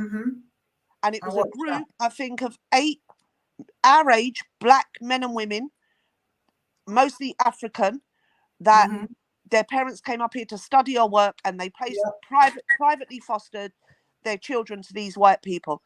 When I watched these 8 people, you know, I cried. Yeah. They didn't fit in with the white people. They didn't fit in with the black people. They didn't know their culture. They had to relearn their heritage and their culture as adults.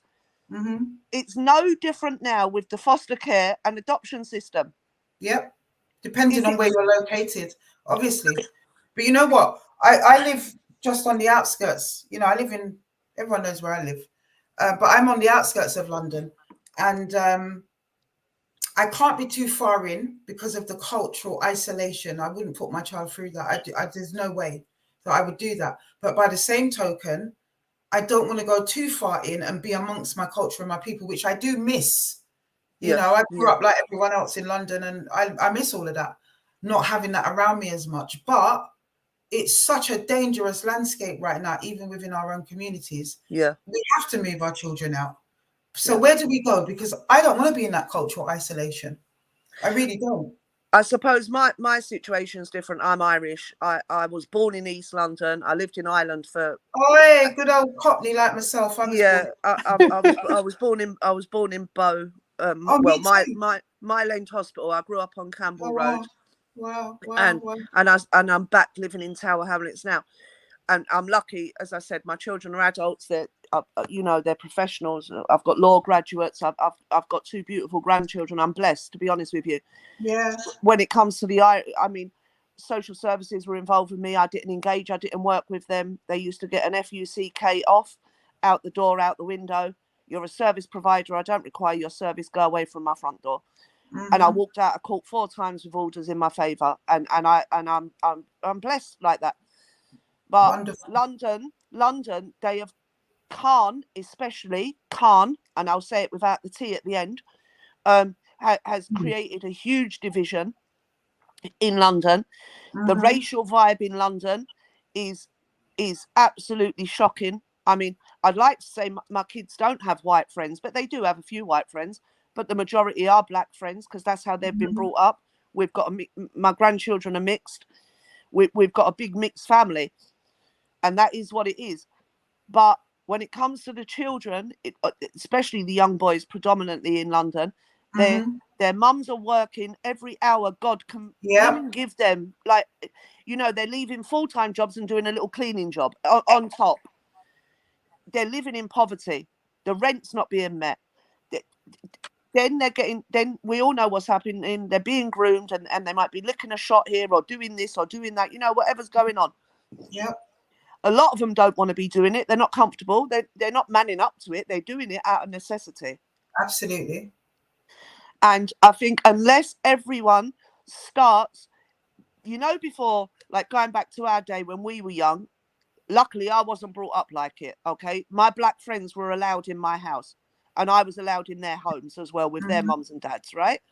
But I'm aware back then, in the 70s, 80s, 90s, it was a big thing. Your black friend was to stay outside, or your white friend was.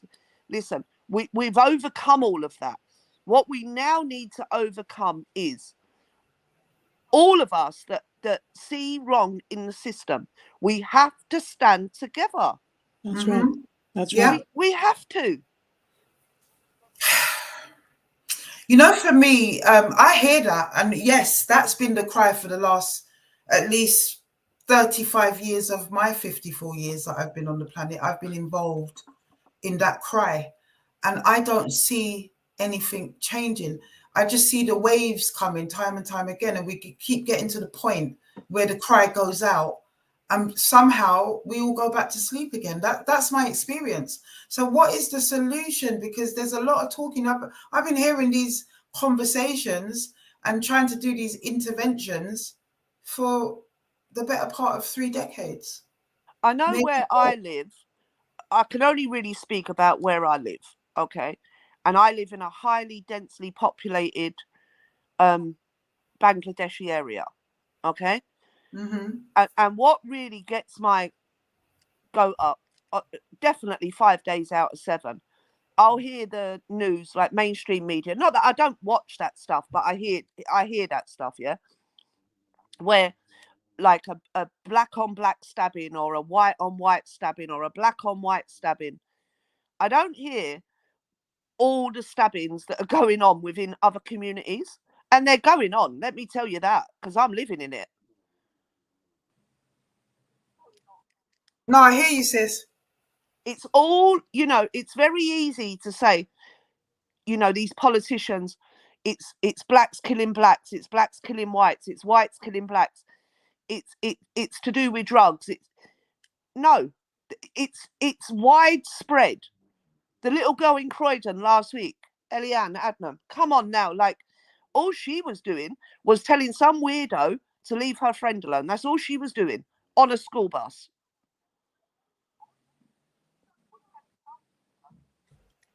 We have to understand, sis, it's an agenda. That's what it is. It's an agenda. It's rolled out through the music, through the PlayStation.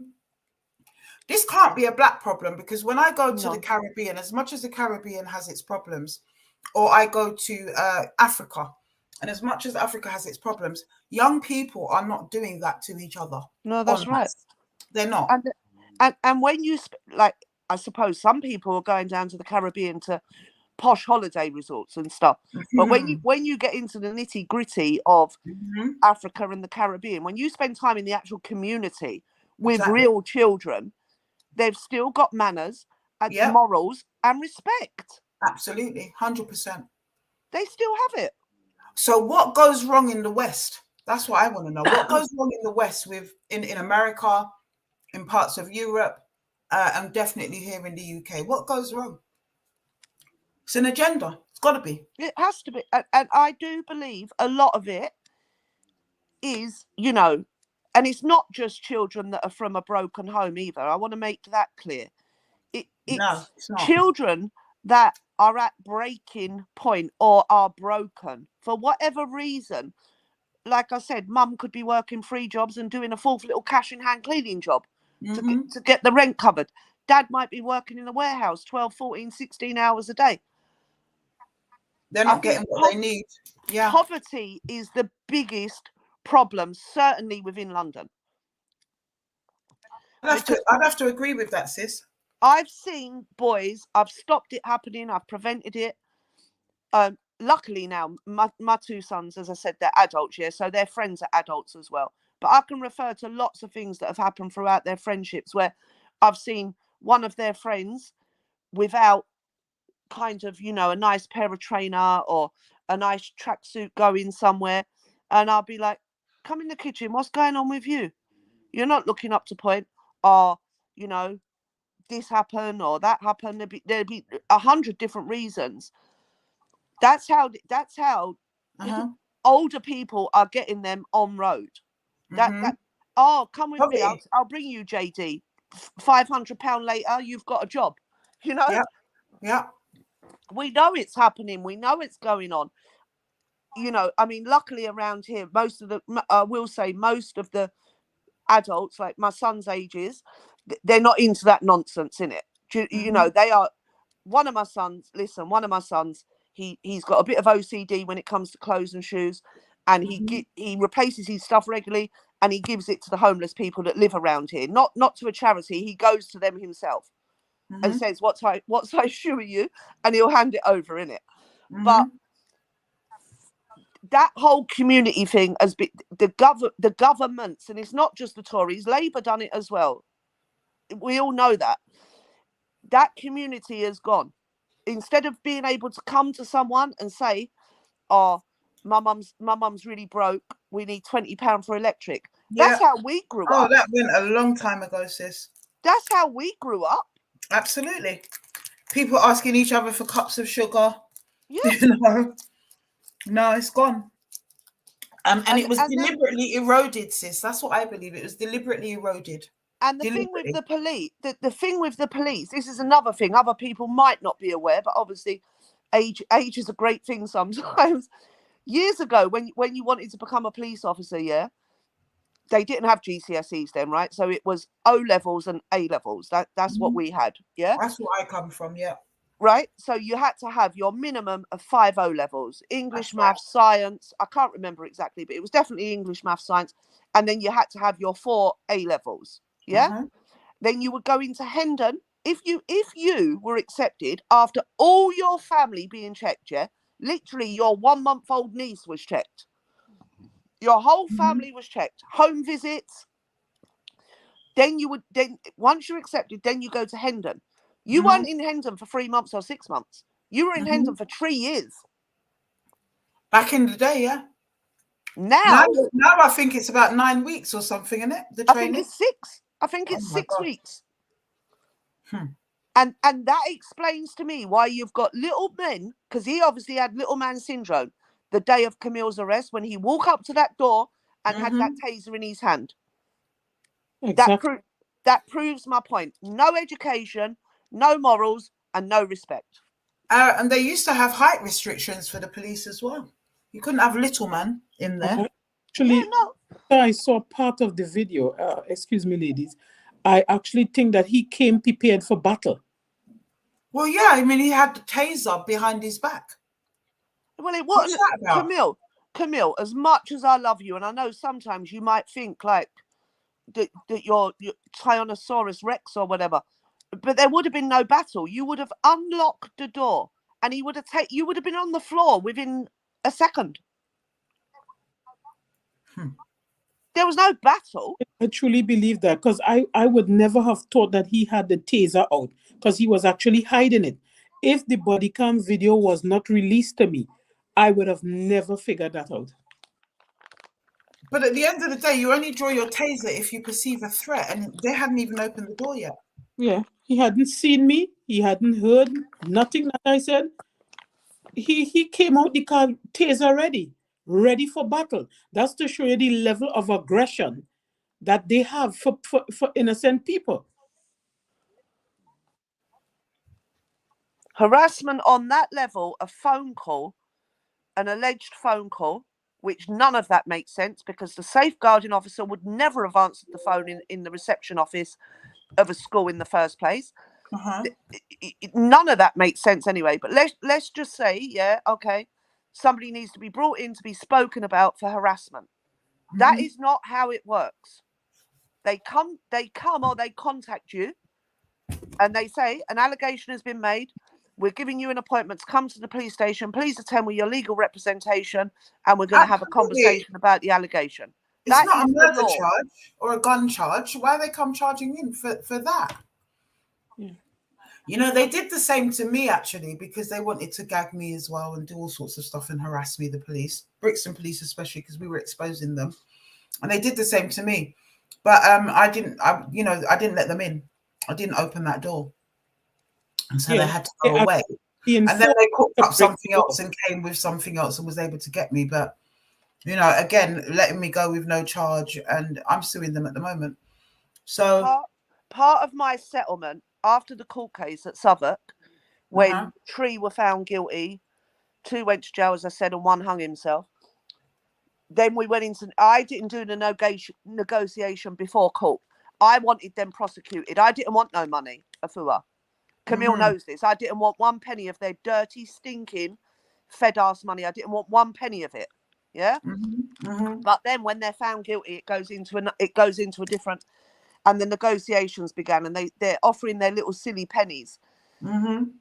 And they wanted me to sign the non-disclosure. I said, I'm not signing nothing. I'll walk out. I was in the Chambers in London for 3 days solid, locked in a room. I couldn't go out to the toilet. I couldn't go out for a cigarette, nothing.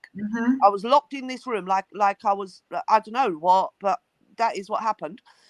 And I said, you can lock me in here for as long as you want. These are my terms and conditions. Money won't buy me. I came into the world with nothing and I'll go out with nothing. It don't bother me.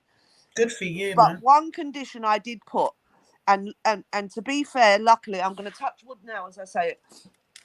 One condition I did put, because of the level of harassment that myself and my children had suffered at the hands of Bethnal Green Police Station, I did, and they agreed to it, and it's signed here on paperwork, was that if they wanted us for anything, questioning for anything, they had to contact a certain solicitor who represents us, they had to either call me or email me, and they had to put a note under my front door. They can't just, you see how they rock up at Camille's door? They can't rock up at my door like that. Good. Because and that's, yeah, go ahead. Because Sorry. every time they rocked up at my door like that, yeah, someone always ended up injured. Generally me or the children, to be honest with you, because like their dad's dead. I'm on my own with the kids, yeah. My sons were young offenders. I'm not going to lie about it. They were youth offenders. They were naughty, but they were my naughty. I was at every court case. I was at every yacht appointment. I paid every fine. Someone would end up injured, generally me or one of the children, or the house would be wrecked. They would wreck the So you've the got house. a lot of experience of this type of thing, and obviously been able to support Camille. They used to refer to us. They used to refer to us as the Pikeys of Poplar. I know Poplar well. I was just looking at some of the comments, and someone said they'd like to hear more from Camille. Yeah, absolutely. Just coming it's on. Hard. It's very hard. From the time I've seen the video, and Shane, you will be one who can attest to this. I've had sleepless nights. Everything is all rushing back. I mean, for months after this incident, I couldn't walk. I couldn't get up to use the toilet. I had to go toilet in a plastic bag. Shani can tell you. I had to try and drag when Shani was not wrong. It was the most horrific thing I have ever been through in my life, knowing that I was innocent.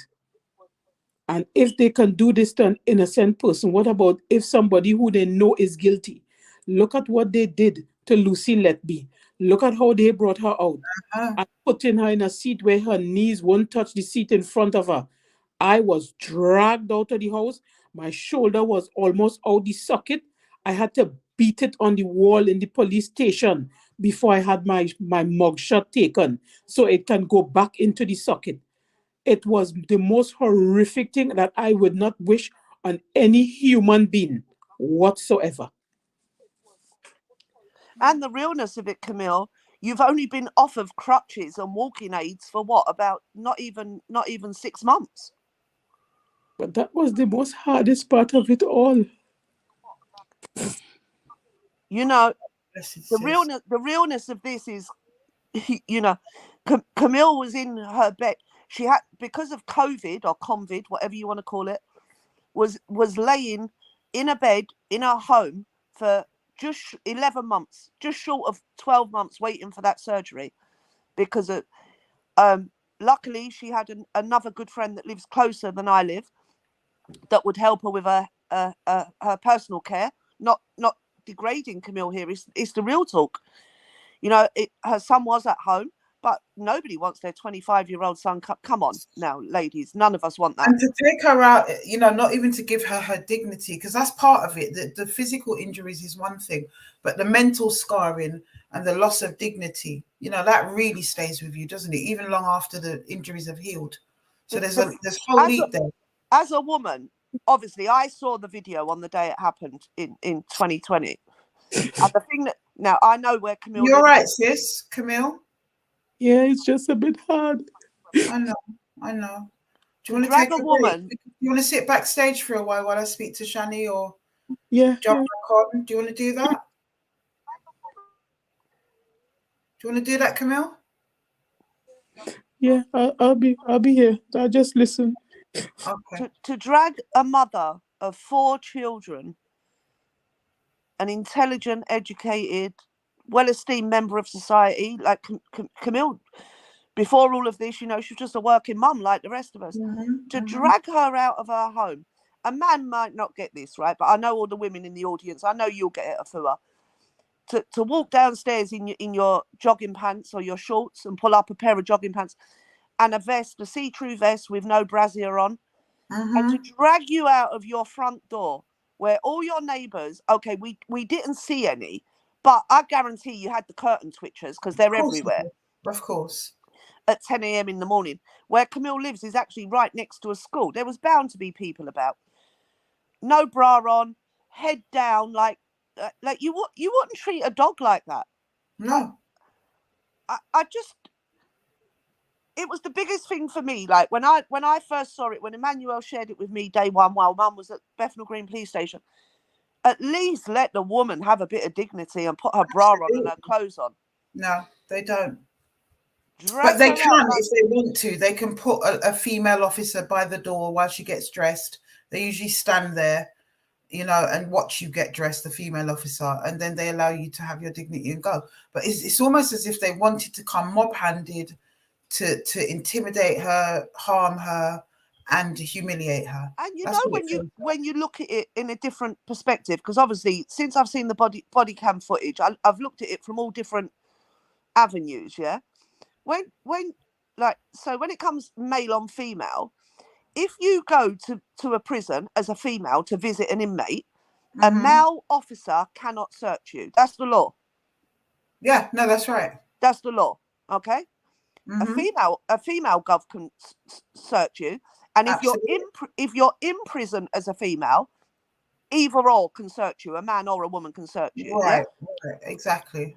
but the realness of this is, if you know that you're going to arrest, I think at the time Camille would have been maybe 48 or 49, around that age. If you're going to arrest a female early in the morning, why have you got no female there?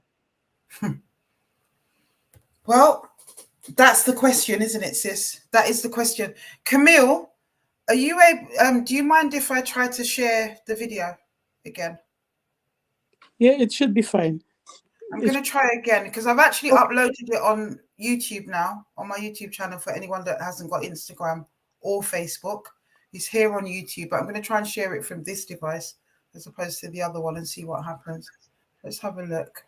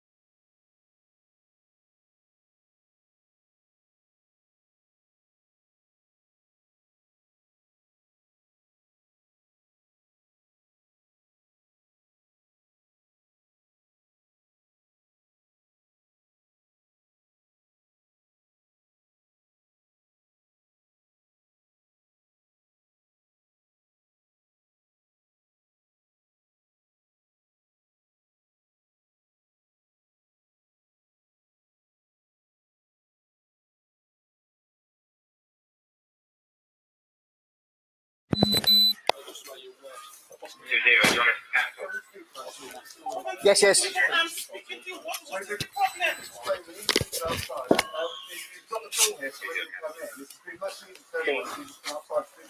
Madam, it's your last warning.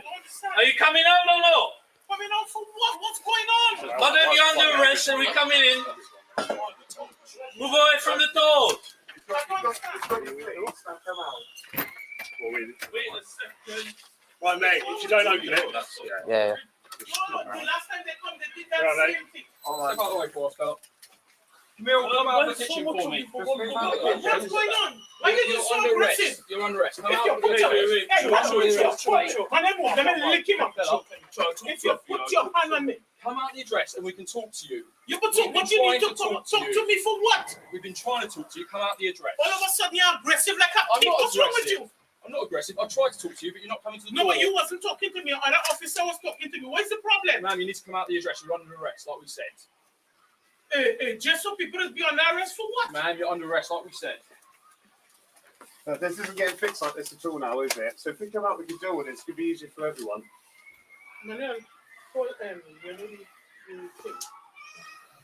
People got a bad leg. You Ma'am, don't we need to can try take to care drag of that. people. We can take care of that. We don't want I to don't drag need you to take care. Drag who? We don't want to drag you. That's what Drag you're who? saying. Me? You don't want to drag me.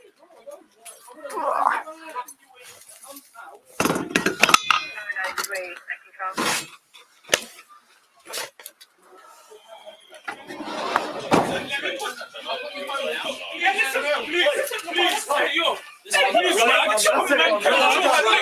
man. Let me put my sweater on. What is wrong with you? Do nothing. Can I put the sweater on? What is the matter with you?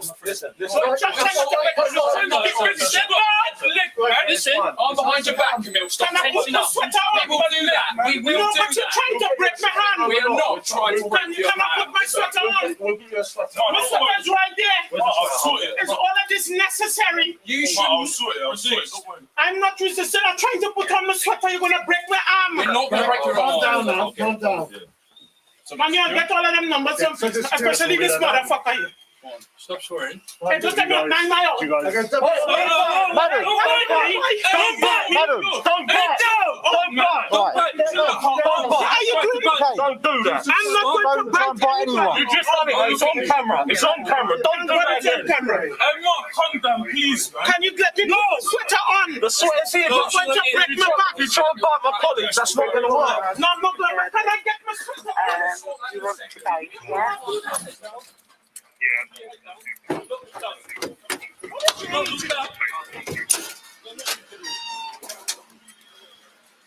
Do a search. Pat down.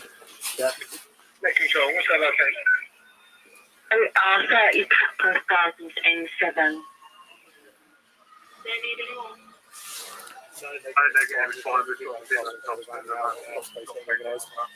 We've got space for you guys. Cheers, mate. Thank you for that. Right, Camille, you're under arrest for harassment, for causing harm, and also for assaulting police. Do you have to say anything to me on the defence? You do not mention my question, so take the line of court. And if you do so, maybe You are the lister. Necessity for that is a proper technical investigation to put conditions to you. Yeah. Somebody just put a hand in my pocket. And to prevent any Fine. physical Searching you harm on to section the person. 32 of post. Absolutely disgusting. Yeah. That's fine. So, but you're trying to break my arm. Huh? So I could talk about supposed to start play break my arm. Madam, take a seat out there for us. Could you not let go my arm, please? We're going to hold you so you can get up. Take your step. Wait, just no, the cuffs is damaging my wrist. This one is too tight. What's that? Could you call Andrea? Mr. Jump up for me, Camille. The cuff is too tight. Yeah, I'll sort that. Get yourself up into the van and I'll sort that. Try not to turn your wrists around in it, because otherwise it's going to hurt more. All right, wait there for me. Wait there. Wait there. I can sort this cuff out. Haven't got anyone waiting. There's no one in the queue at all. No, just thought Okay. Well, we'll try and get through, but thank you. Ow! Ma'am, I have to move it around in order to make it a little bit more comfortable for you. Manuel, are you videoing this? It's all right. All our cameras are on. Good. All right, jump in for me. Watch your head. Okay, the other side. Jump in the van. Just keep an eye on her. All right. Can I have the pink sweater? We've got it. Your pink sweater we've got. That's good. We've got HT. HC. Perfect. Okay. Control, just update your report for accident. Proceed, thank you. If you have an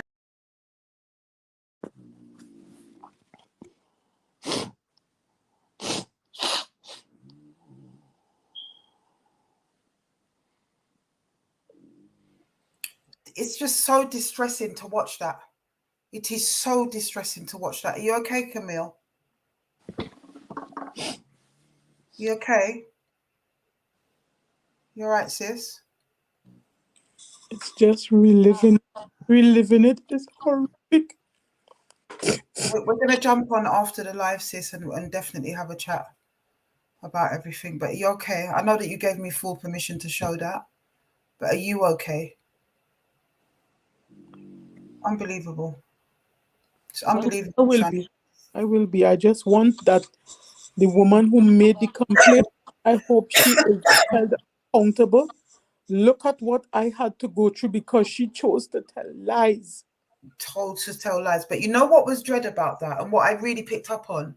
Two things. First of all, yeah, he definitely came ready for battle. There's no doubt about that. You can see where he's got the taser behind his back, one of them, and so on.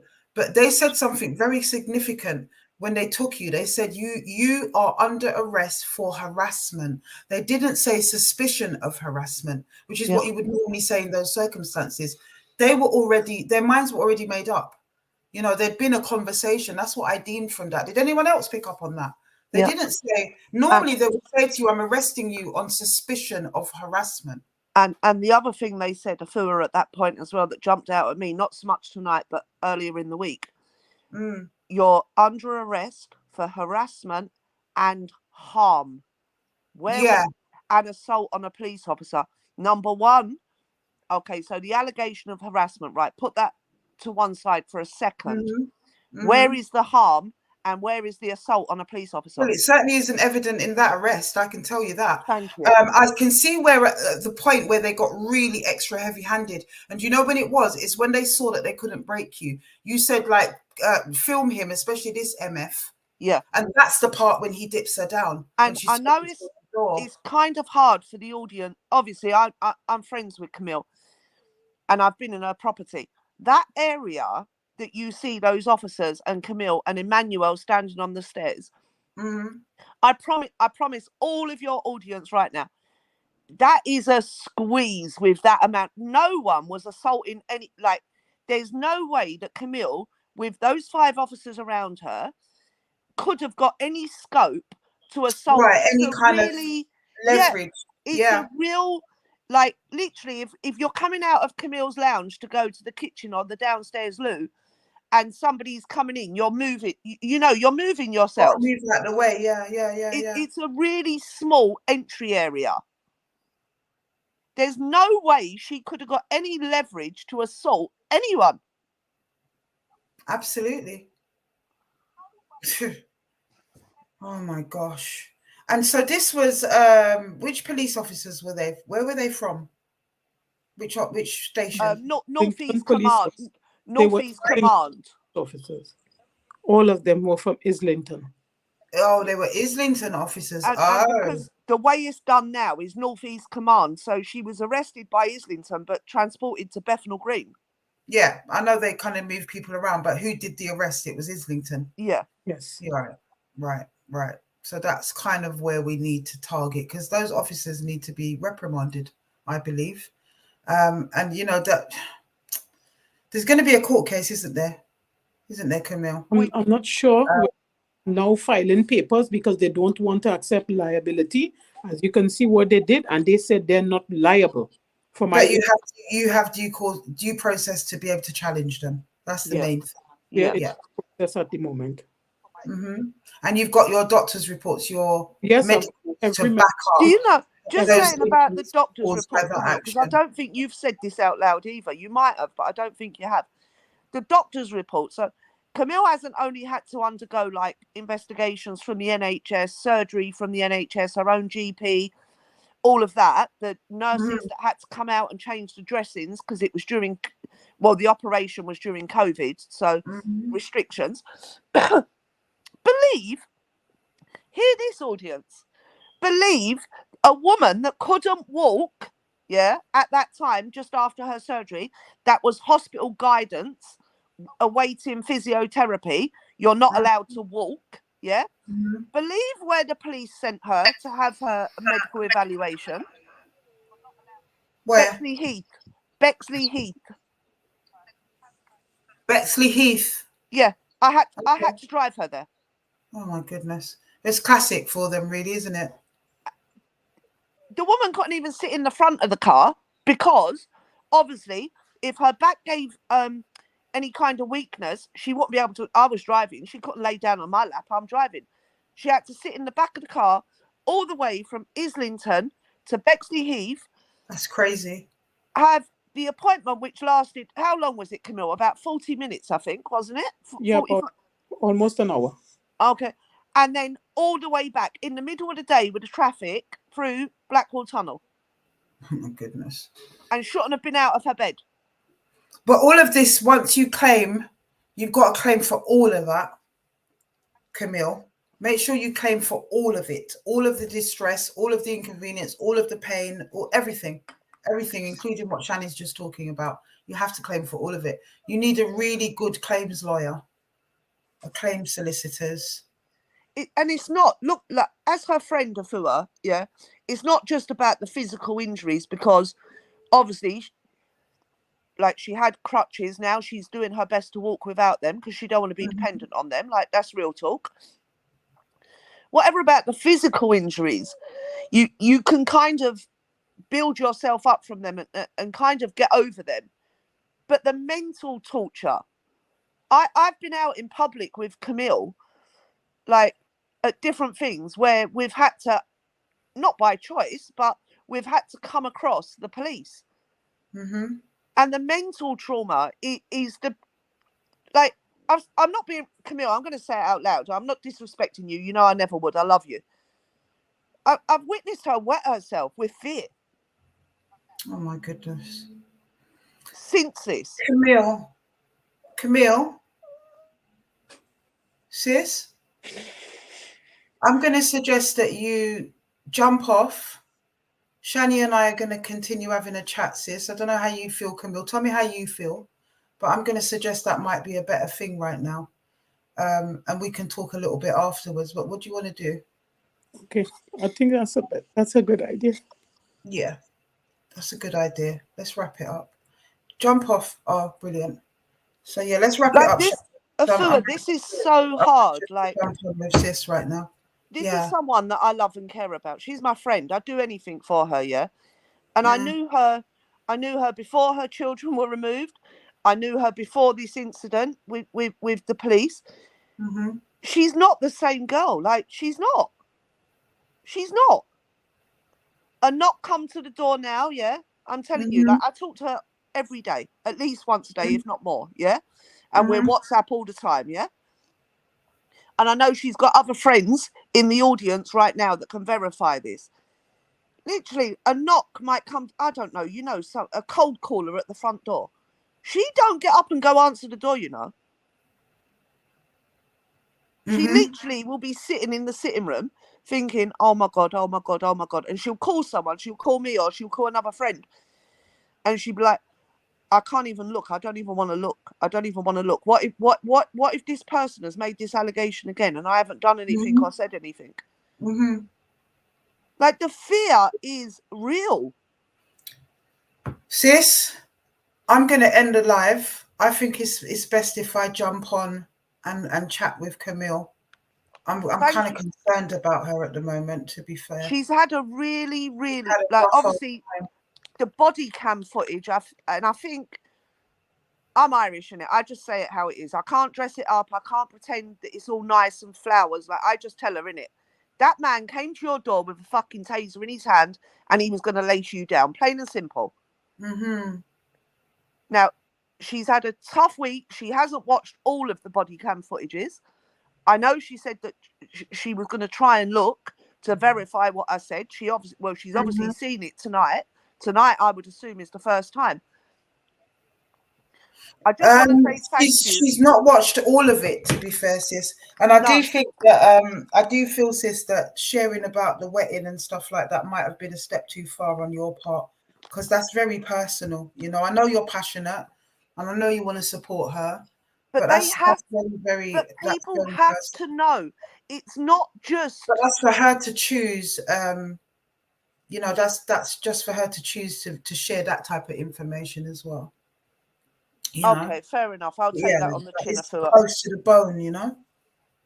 When you're friends with somebody and you've seen them be in this manner for no reason. I understand you love her, sis, and you're passionate. I get all of that, you know. But I don't want to labour the point. It is what it is, and you've Okay, come on to champion her. That's the main thing, you know. It is what it is. I'll apologise if yourself and the audience think that I shouldn't have said that. I'll apologise Well, I for don't know that what the audience publicly. think. Actually, what do they think? She's a good woman with a good heart. She all she's ever done it, you know, is just like the rest of us, just live and work. She's not a bad person. She certainly hasn't deserved any of this. The gagging order is I don't even have words for that, you know. She hasn't even been found guilty of doing anything other than her children being removed for no reason. And she can't tell anyone. She's not allowed to speak to anyone about it. It's persecution at the highest. It is, and I understand your passion and everything, sis. I totally get it. You've come on tonight, you've championed your friend, and that's the main thing. She's lucky to have you because you've been through certain things. You stand strong. I'm lucky to have her too, Afua. She's a great and friend. we know that you're not coming from a place of malice or anything like that. No. I'm lucky to have her as well. But I can hear that it's all a bit overwhelming for her. And can I just say thank you to you and your platform and your audience and obviously your admin and your mods and everything for letting her have, even though her opportunity has had to be limited, but you've given her an opportunity for her voice to be heard. So I'd like to say thank you to you and yours for that. Thank you as well, sis. Thank you. Okay. I'm anxious to jump off and get chatting with her. Of course. Have a lovely evening, Afua. Okay. Thank you, Shani. Thank you. Take care. Bye. Bye. Thank you. Bye-bye. Oh, Sister Camille. Sister Camille's strong, you know. She's a strong sister, as you can see, even the way they were handling her and stuff. It was Shah trying to piggyback. Bet you were one of those people on that page the other day on Instagram. You know, it is what it is. And Sister's always supported. We've been talking a long time. This story's been with me for a while, you know. But yeah, I don't know who Shah is. I don't really care. Let me jump off, people. I think that, I think the priority right now is to go and chat to Sister because she sounds highly distressed. And I know what she's going through because I've been talking to Sister and I spoke to her a few times this week already. So I know what she's going through. I feel like I need to jump off and speak to her. It's very traumatizing, you know, and it just spanks of all the things that is wrong with this system and the way that they think that they can treat us. The way that we've been treated for generations, for hundreds of years. You know, it spanks of all of that. It feels like the plantation when you see them handling up the big woman like that. The youths are one thing. We know they're out there causing havoc a lot of the time. They put themselves in the lion's den. But when you see a sister like that, who, you know, all of us can see ourselves in her, you just think, you know what? We've got to do something about this. I've no doubt that we're going to revisit this story. I'm going to go away and think about what we actually can do and what stage Sister is at in the legal system to start to do things.